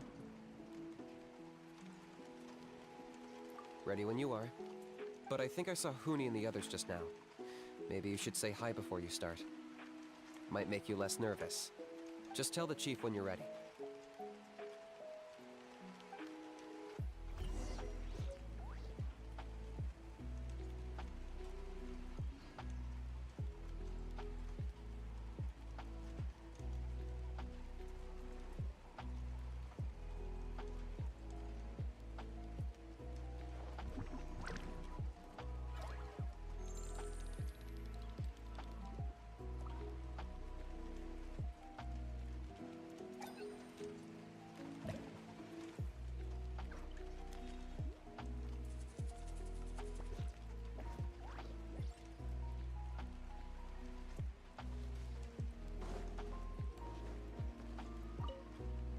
Oh, Miss Traveler, you look so pretty today.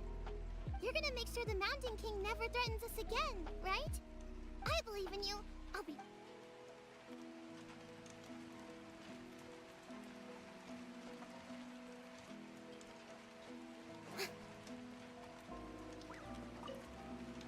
Miss Traveler, you're finally here! I even dragged my uncle out to watch the ceremony. Although I'd hoped for the Malipo name-bearer to perform this ceremony, that was never anything to do with you, so please don't take it personally. I got thinking last night, and I realized if the lesson of Malipo is to look forwards, then I should accept that my book is gone and start anew. Besides, I'll have even more to write about this time, given this will be our first Turnfire ceremony featuring a flame-bearer from another land. I'll be taking detailed notes. Good luck, Miss Traveler! You got this!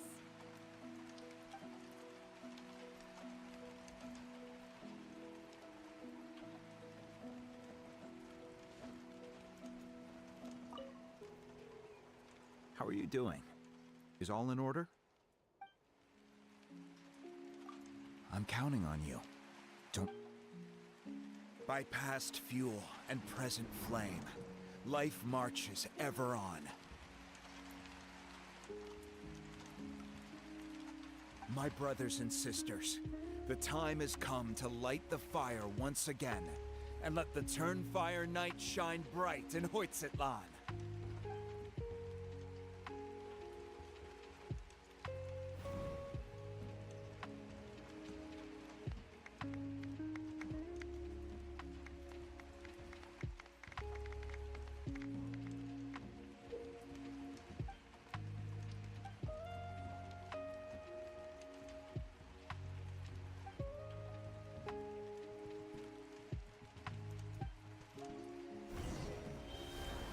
Go get the sacred flame.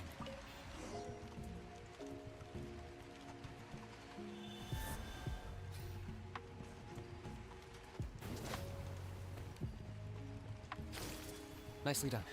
Off to a good start. Great stuff.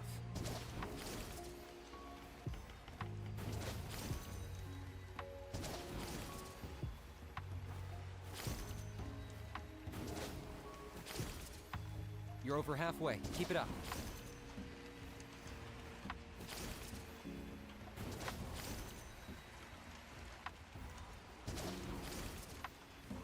Impressive. Just one more to go. Come on, one last push. The final sacred flame pillar is up ahead.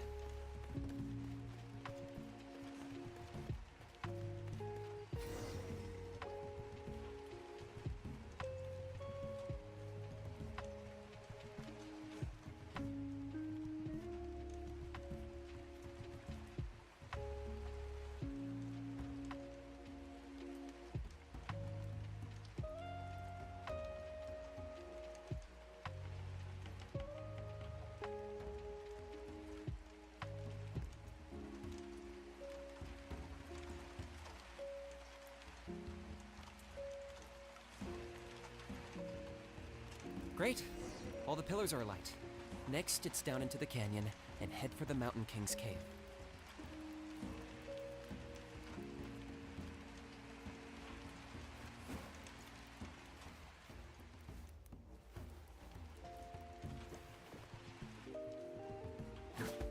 The Inuzuma puzzles are harder, so does Economia.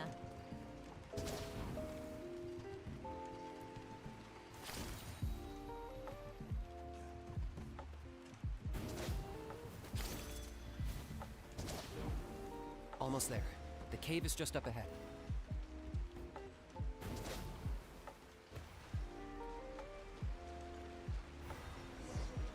The Abyss presence is growing strong. We should deal with the contamination first.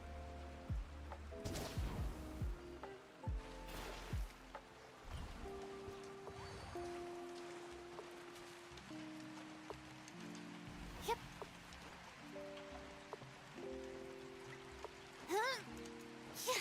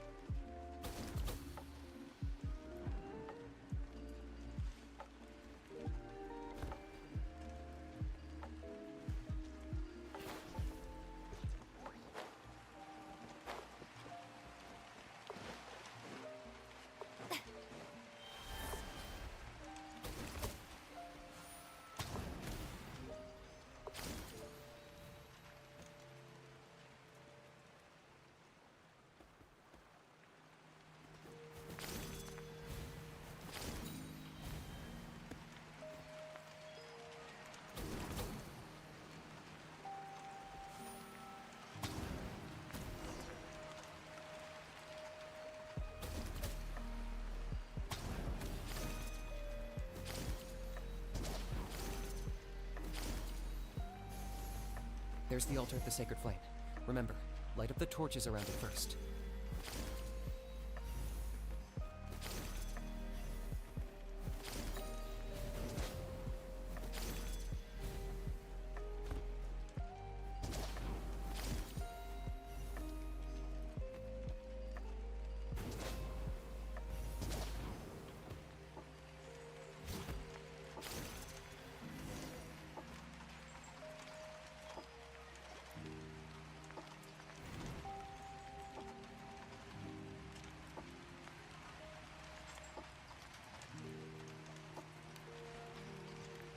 Woohoo! We've lit up the final altar!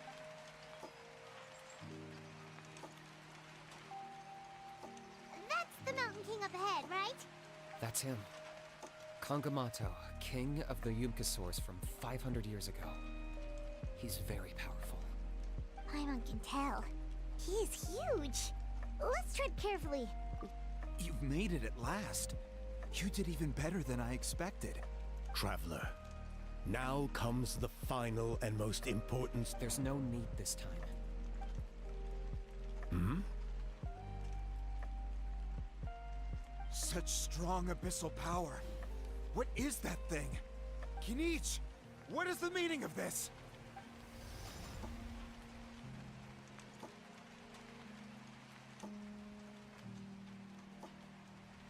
Is that a beastly rift? Chief Waina, Elder Trinidad. This is about to get a little dangerous. What do you think you're doing? Solving the Mountain King issue. You mean by having him torn? No, stop! Foolish Locust! Can't you see? We're trying to shove your Locust King into the beastly rift! But I'm sorry, Chief Waina and Elder Trinidad. can you promise me that no harm will come to the Mountain King? I can't guarantee it, but I'm fairly confident. Traveler, this is not what we agreed on. You must cleanse the Mountain King of every last trace of abyssal contamination. Okay, I see.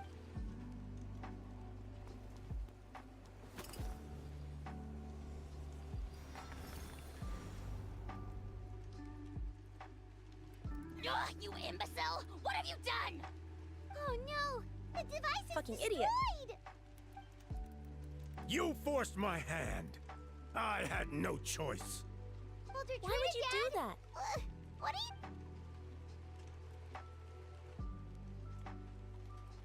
No, the Mountain King is waking up. He will cause even more casualties. Everyone, out! Now!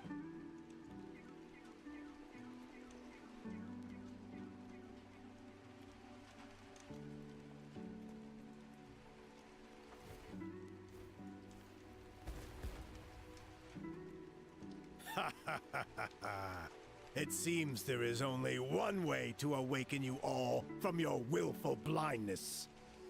More sacrifices must be made.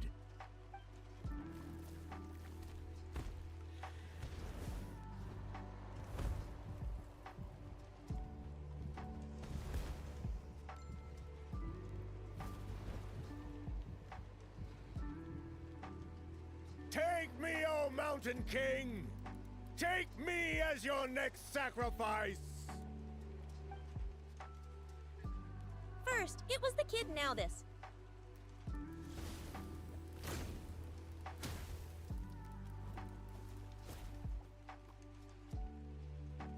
Why are the tribal clans stupid?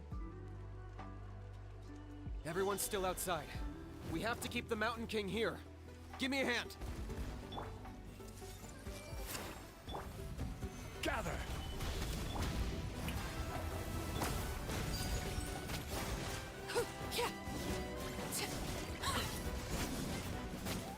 Watch out for the fruits he's spitting out. I can use those against him. Yeah, that's it! I see everything! Solidify! I will have order. Strike a pop! Laid bare.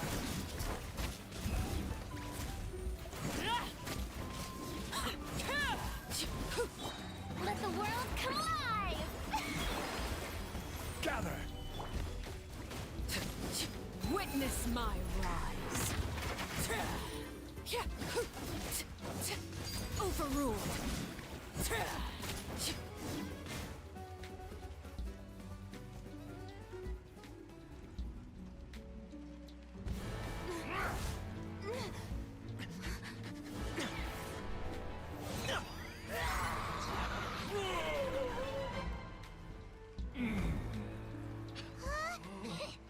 What do we do? We can't open the rift!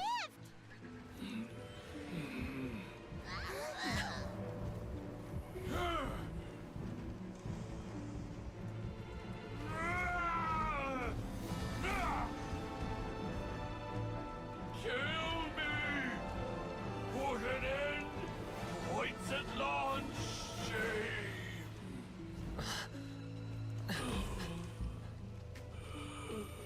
By past fuel and present flame, life marches ever on. Oh, Burkina, I must atone.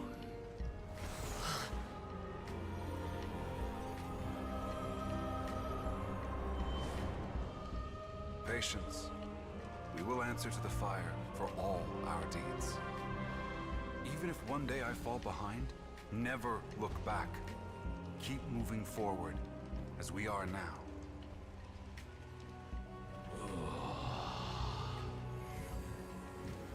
Live with your guilt and shame. This is the price to pay.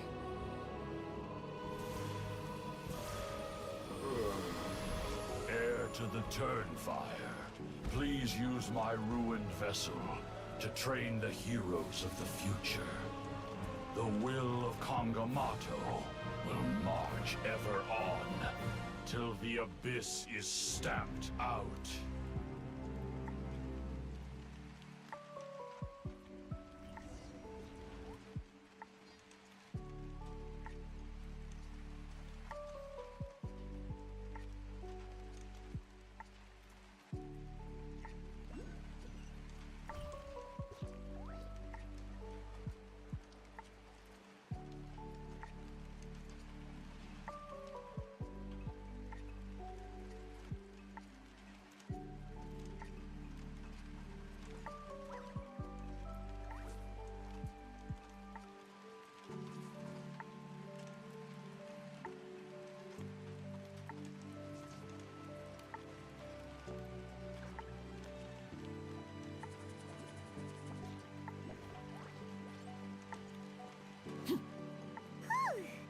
eventful day yesterday, huh?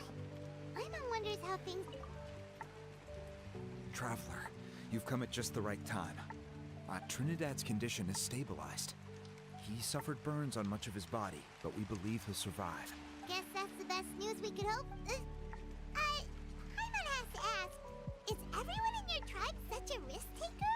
First Kinich, then Elder Trinidad? Is this the scions of the Canopy's adventurous spirit in action? We're simply not afraid to charge ahead into the unknown.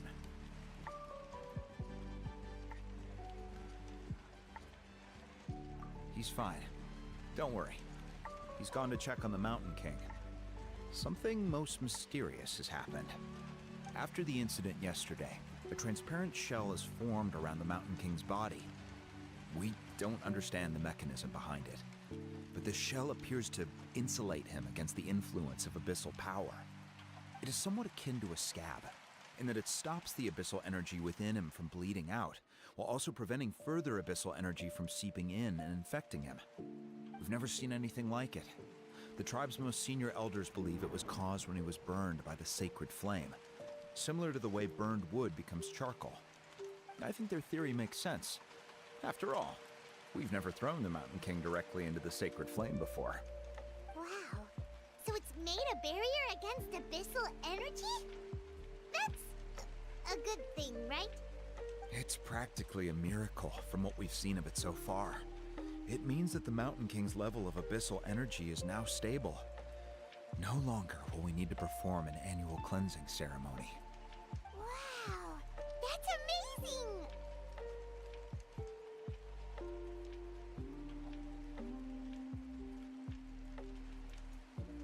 I know what you're thinking.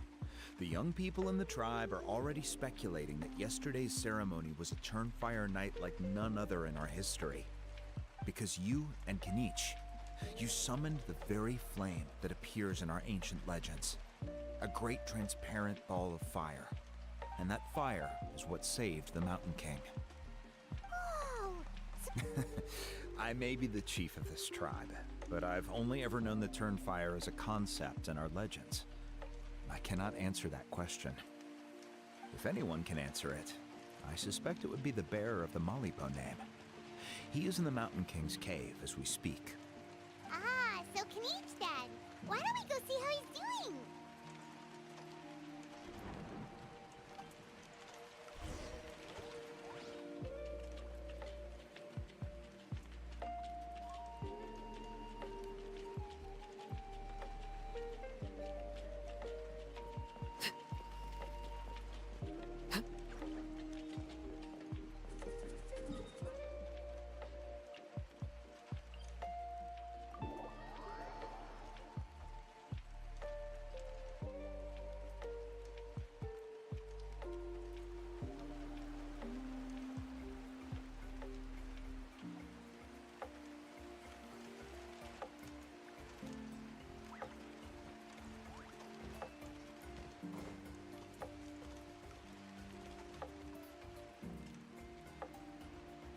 Hey, Kinich!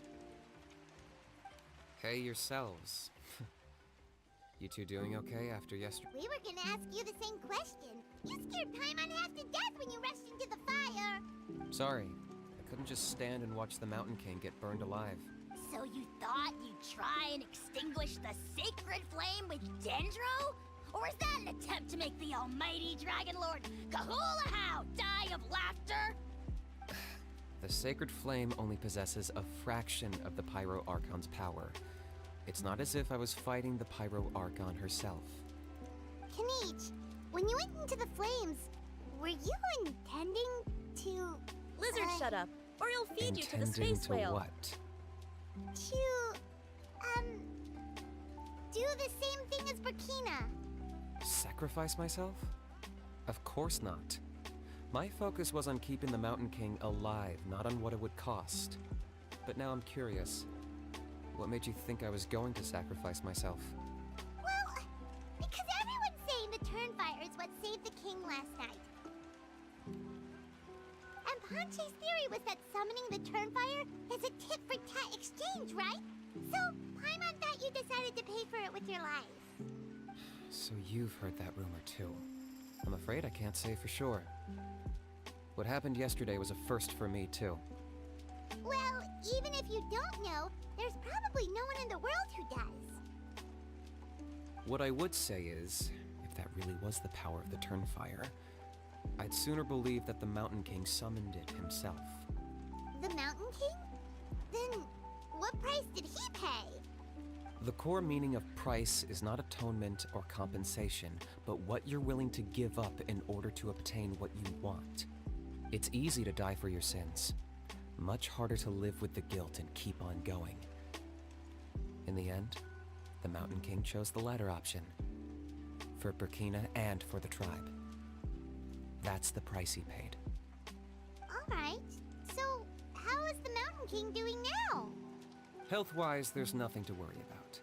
He'll enter a fighting stance whenever we set foot in his territory.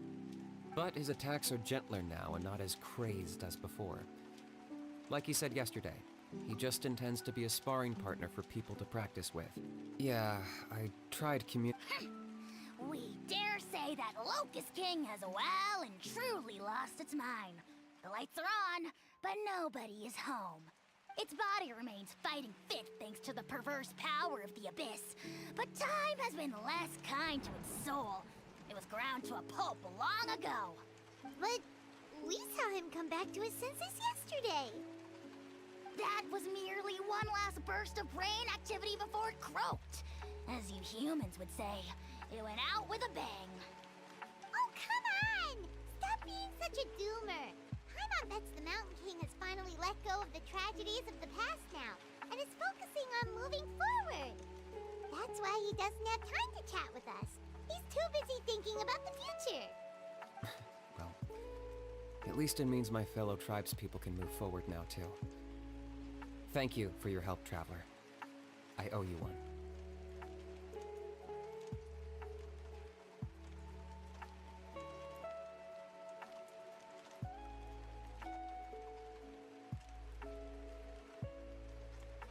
Yeah, that's right. You caught Enjo for us, remember? But he ended up being completely useless. It's not... That's on him. It's not your fault he's useless. Besides, we're friends now. friends? But your friendship is an even more valuable gift. So, promise me, if you need anything in the future, you'll come to me. For you, I'll do anything.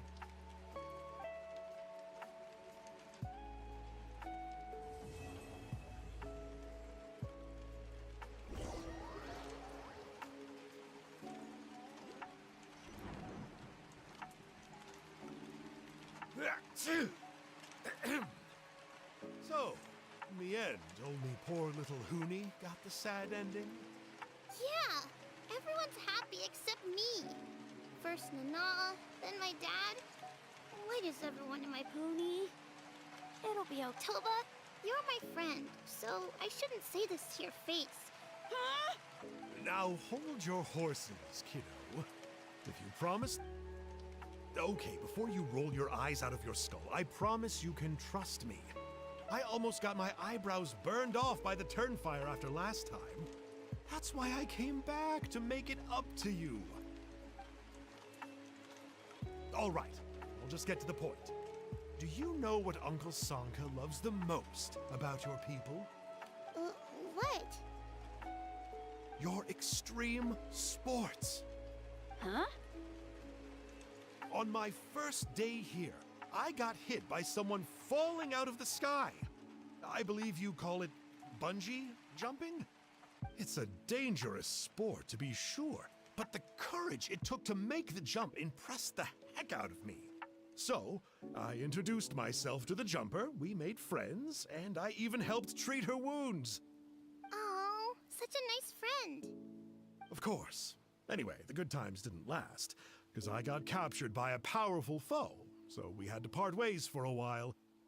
In the hands of the enemy, I was scorned, scolded, and nearly given away as a gift. Oh, it was so humiliating. A horrible experience to look back on. Why does Uncle Sanka always have to suffer, I thought. So I feel your pain, Huni. I was in the same position. But in the end, I made it through, and I left all of those painful memories in the past. I even managed to reunite with my friend. Is that it? The moral of the story is to look forward in life, right? Yeah, we've heard that one millions of times. Sorry, Uncle Sanka, but you're not cut out to be a teacher. Very smart, Huni, but not quite smart enough. What I'm trying to tell you is that after I reunited with my friend, I found her injuries were all healed, but she really missed her family. So, I thought you might like to see her too. She's right behind you.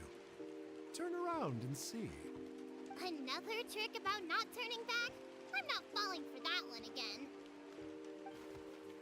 Huh?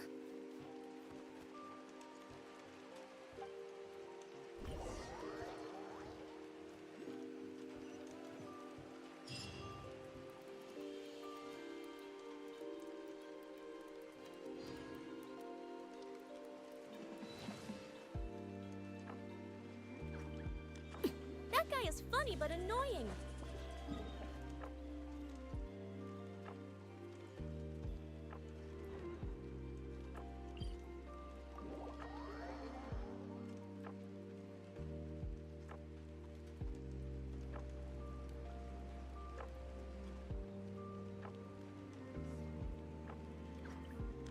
Staring into my eyes is ill-advised. I can't promise you'll like what you see.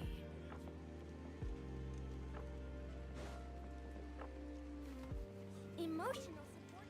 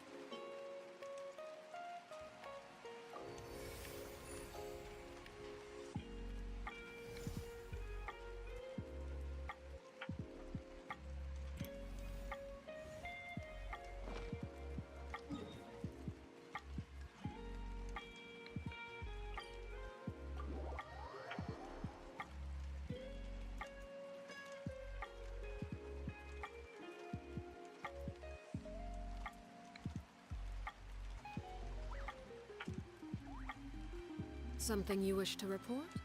Go on. You have my undivided attention.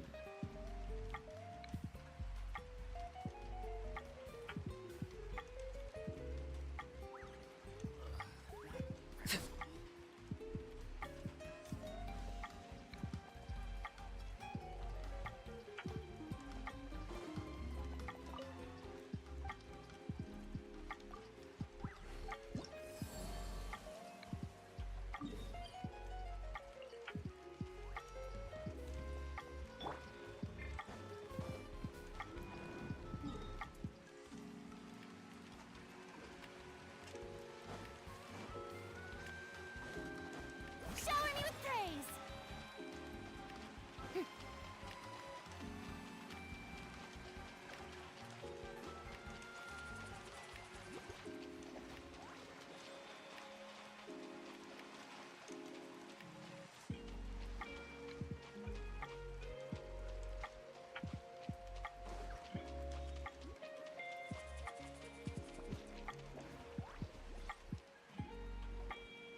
Wow, what an amazing view!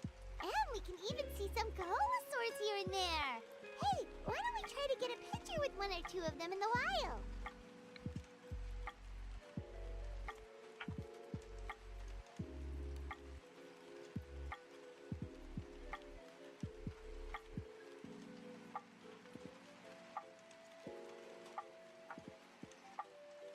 Well, they're so cute! Huh? What's happening over there?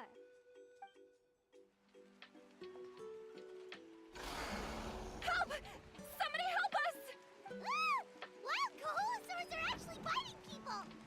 Yeah, we can save those for later. We can't just stand around when someone's calling for help.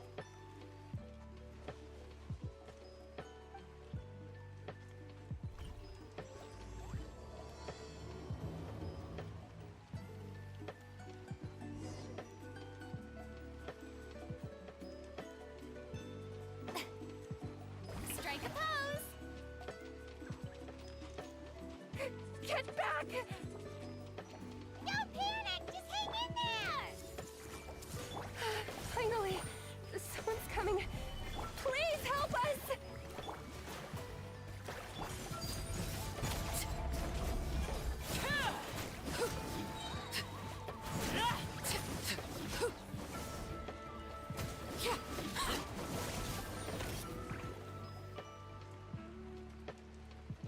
Judging from your clothes, you must be scholars from Sumeru, right? Yes, I'm Karya, and this is my senior Varamdra. Thank you so much for saving us. I was... Don't mention it! Handling these sort of things is practically second nature to us by now. Paimon is Paimon, and this is the Traveler! Still, it seems that all the Kaholosaurs just ran off. We need to capture at least one alive. Capture one alive? Correct. Say, I can see you are very skilled at dealing with them. Do you think you... Apologies. Varamdra has been hyper-focused on his research. So please, don't be too hard on him. Oh, no worries.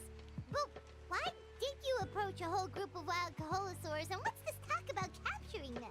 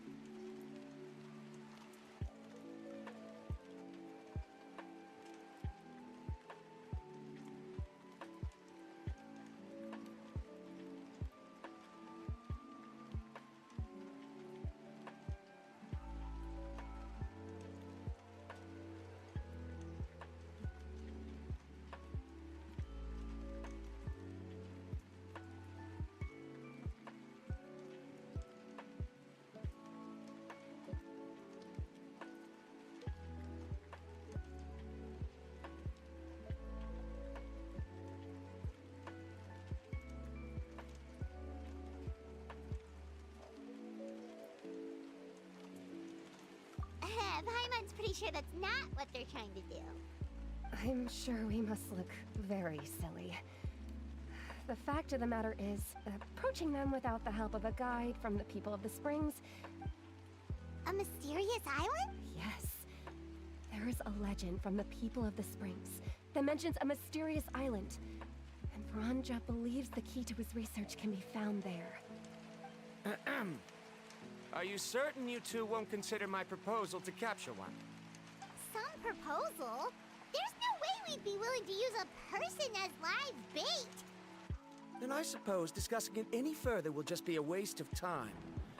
I must come up with another solution. Varamdra! Oh, all right. You did rescue Karya and I just now, and I suppose I should express some gratitude. Thank you very much. A little awkward, but Paimon will take it. We should move on, Yes. Thank you again. That's all right.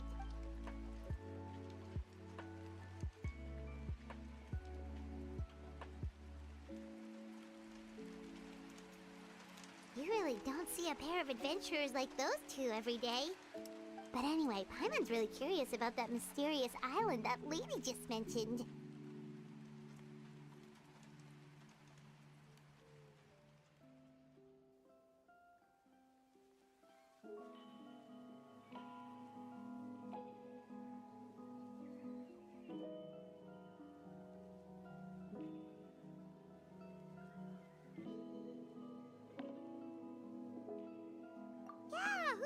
After all the amazing places we've explored during our adventures, finding some mysterious island should be a walk.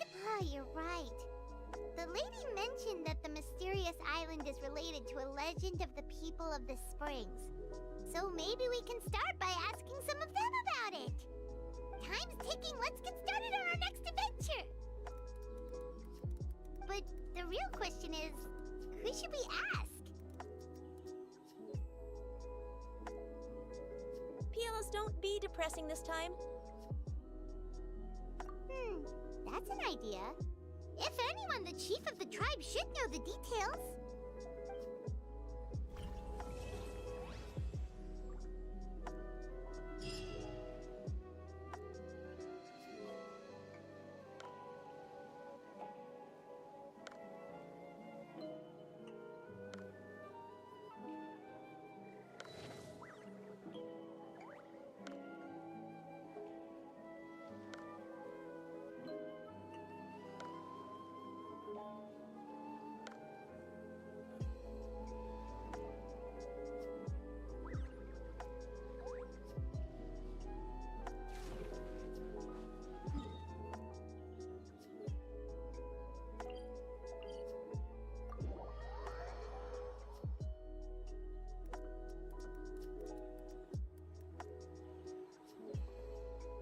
No more lizard. What could the children be up to? Never mind. Let them do as they please. We're gonna be having fun with surfers.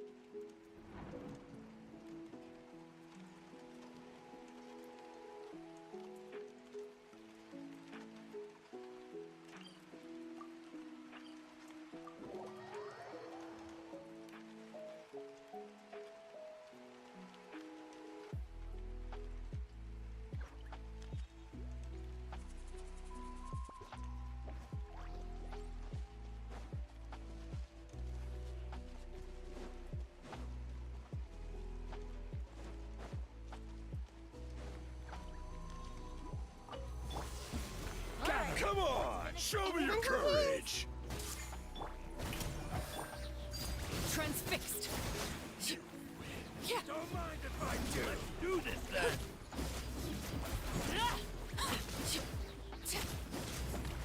Yes, you are. Yeah, I'm okay.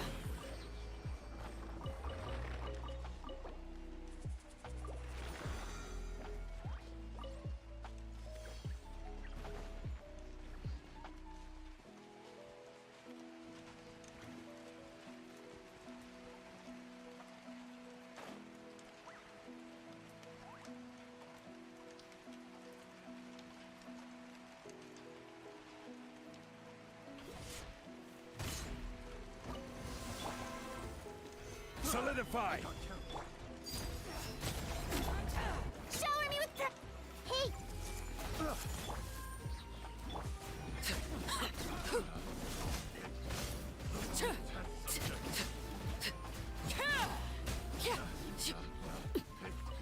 The wrong test subject.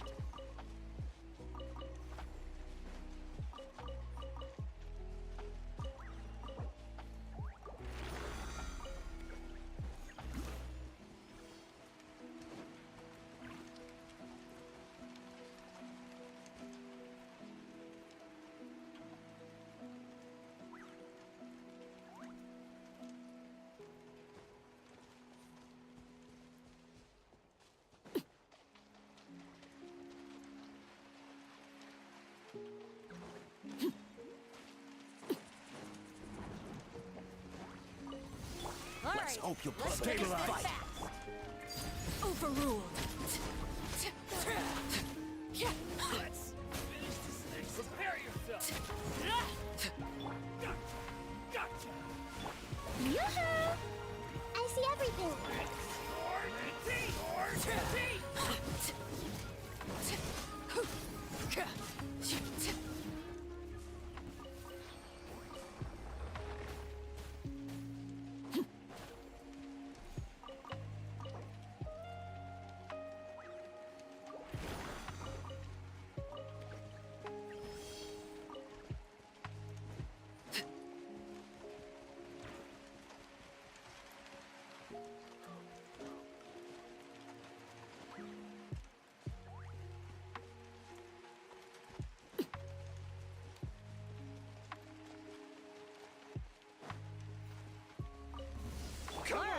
Let's finish this fast.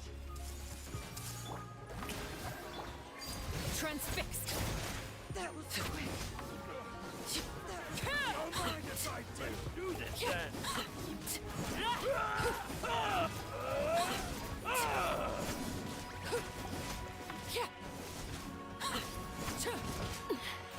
Commendable.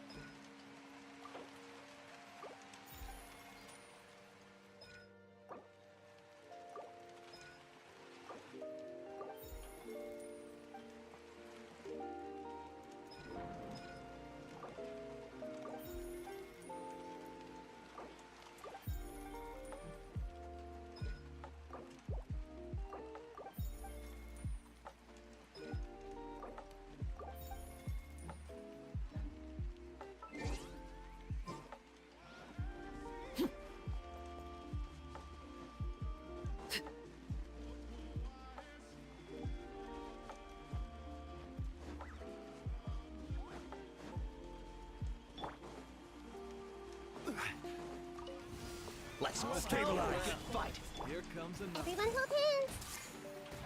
Shower me with the laid bare.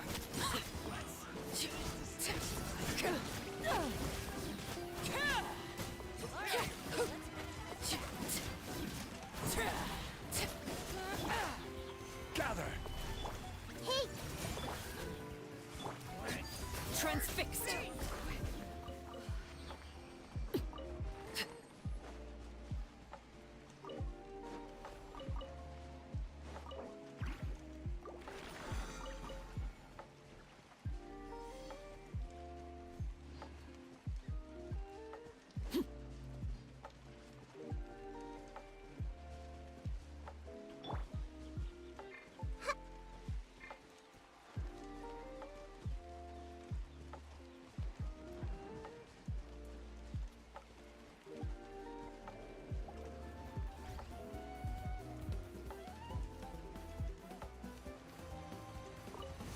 All right, let's finish this Solidify. fast. I see everything.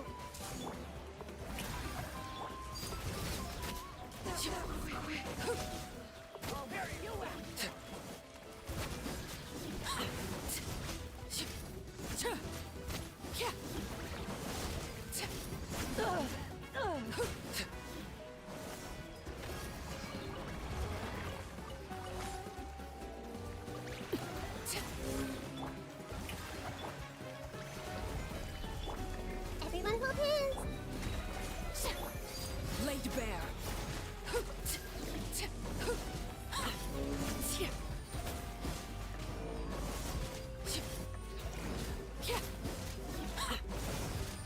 Everlasting as the moon. see everything. Yeah. Strike a pose! Yeah. Yeah. Yeah. Solidify! Hey, Overruled.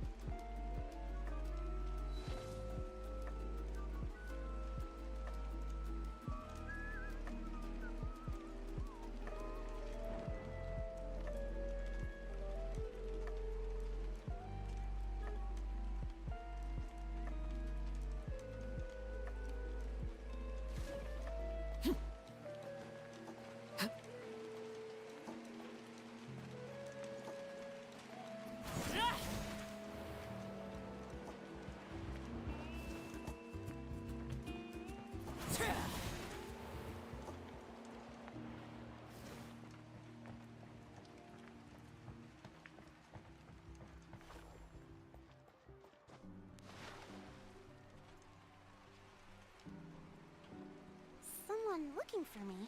Oh, why, if it isn't the Traveler and her companion. So what brings you here? Do you need help with anything? We want to visit the mysterious island.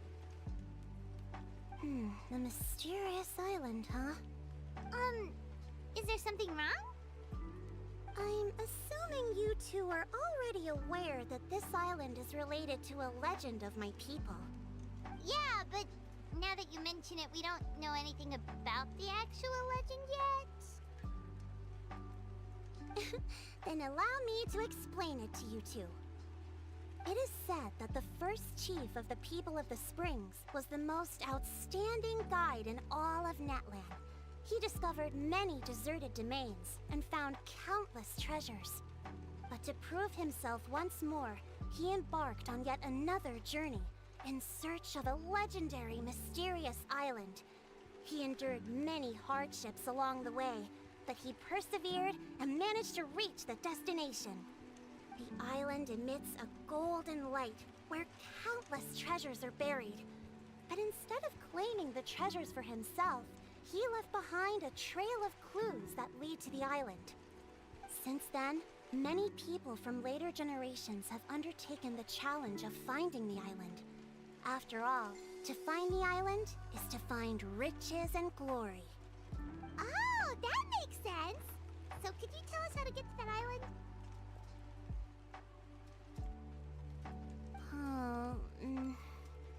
Oh, Paimon gets it! This is like a big secret for the people of the spring, so you can't just tell anyone, right? On the contrary, it's quite the opposite.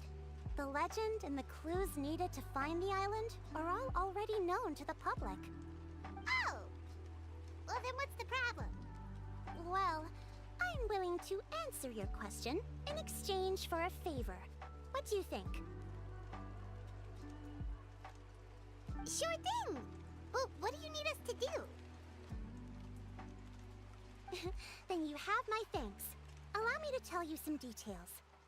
I'll be honest, there are some among the tribe who are of rather base character. Not long ago, I received a report that a few of them were working together to scam visitors. As the chief of the tribe, I was very ashamed to hear of this. It's really hard to believe that could happen. They are targeting tourists who wish to visit that island. According to my sources, they would trick tourists into believing they are trustworthy guides before luring the tourists into spending a fortune for the sake of reaching the island. They run a pretty sophisticated operation.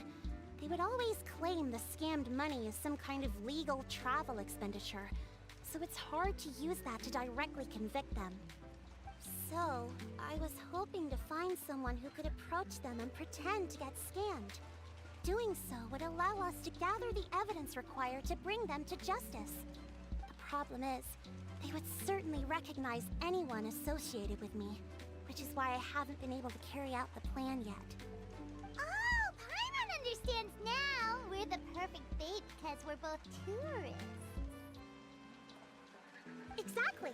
And as far as I know, you two are no pushovers. No matter what nefarious schemes they may come up with, you'll be perfectly capable of protecting yourselves, right? You betcha. If it's just a few scammers we're talking about, she'll take them all down. Wonderful. Then here, please take this.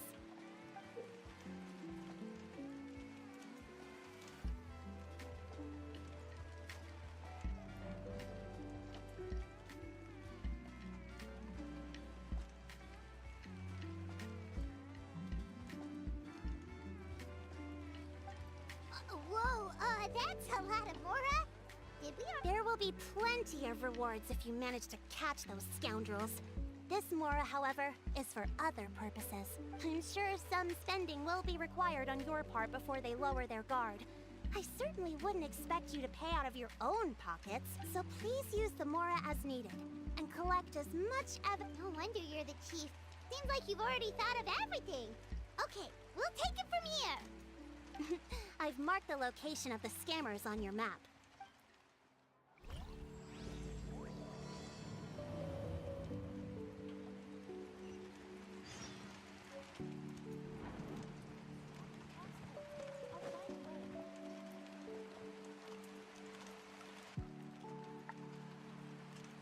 A hot spring is a harbor for the body and soul. Staring into my eyes is ill-advised. I can't promise you'll like what you see.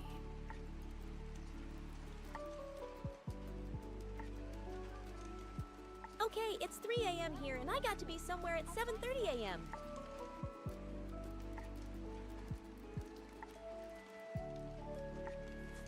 A hot spring is a harbor for the body and soul. Bye, B guys, love ya.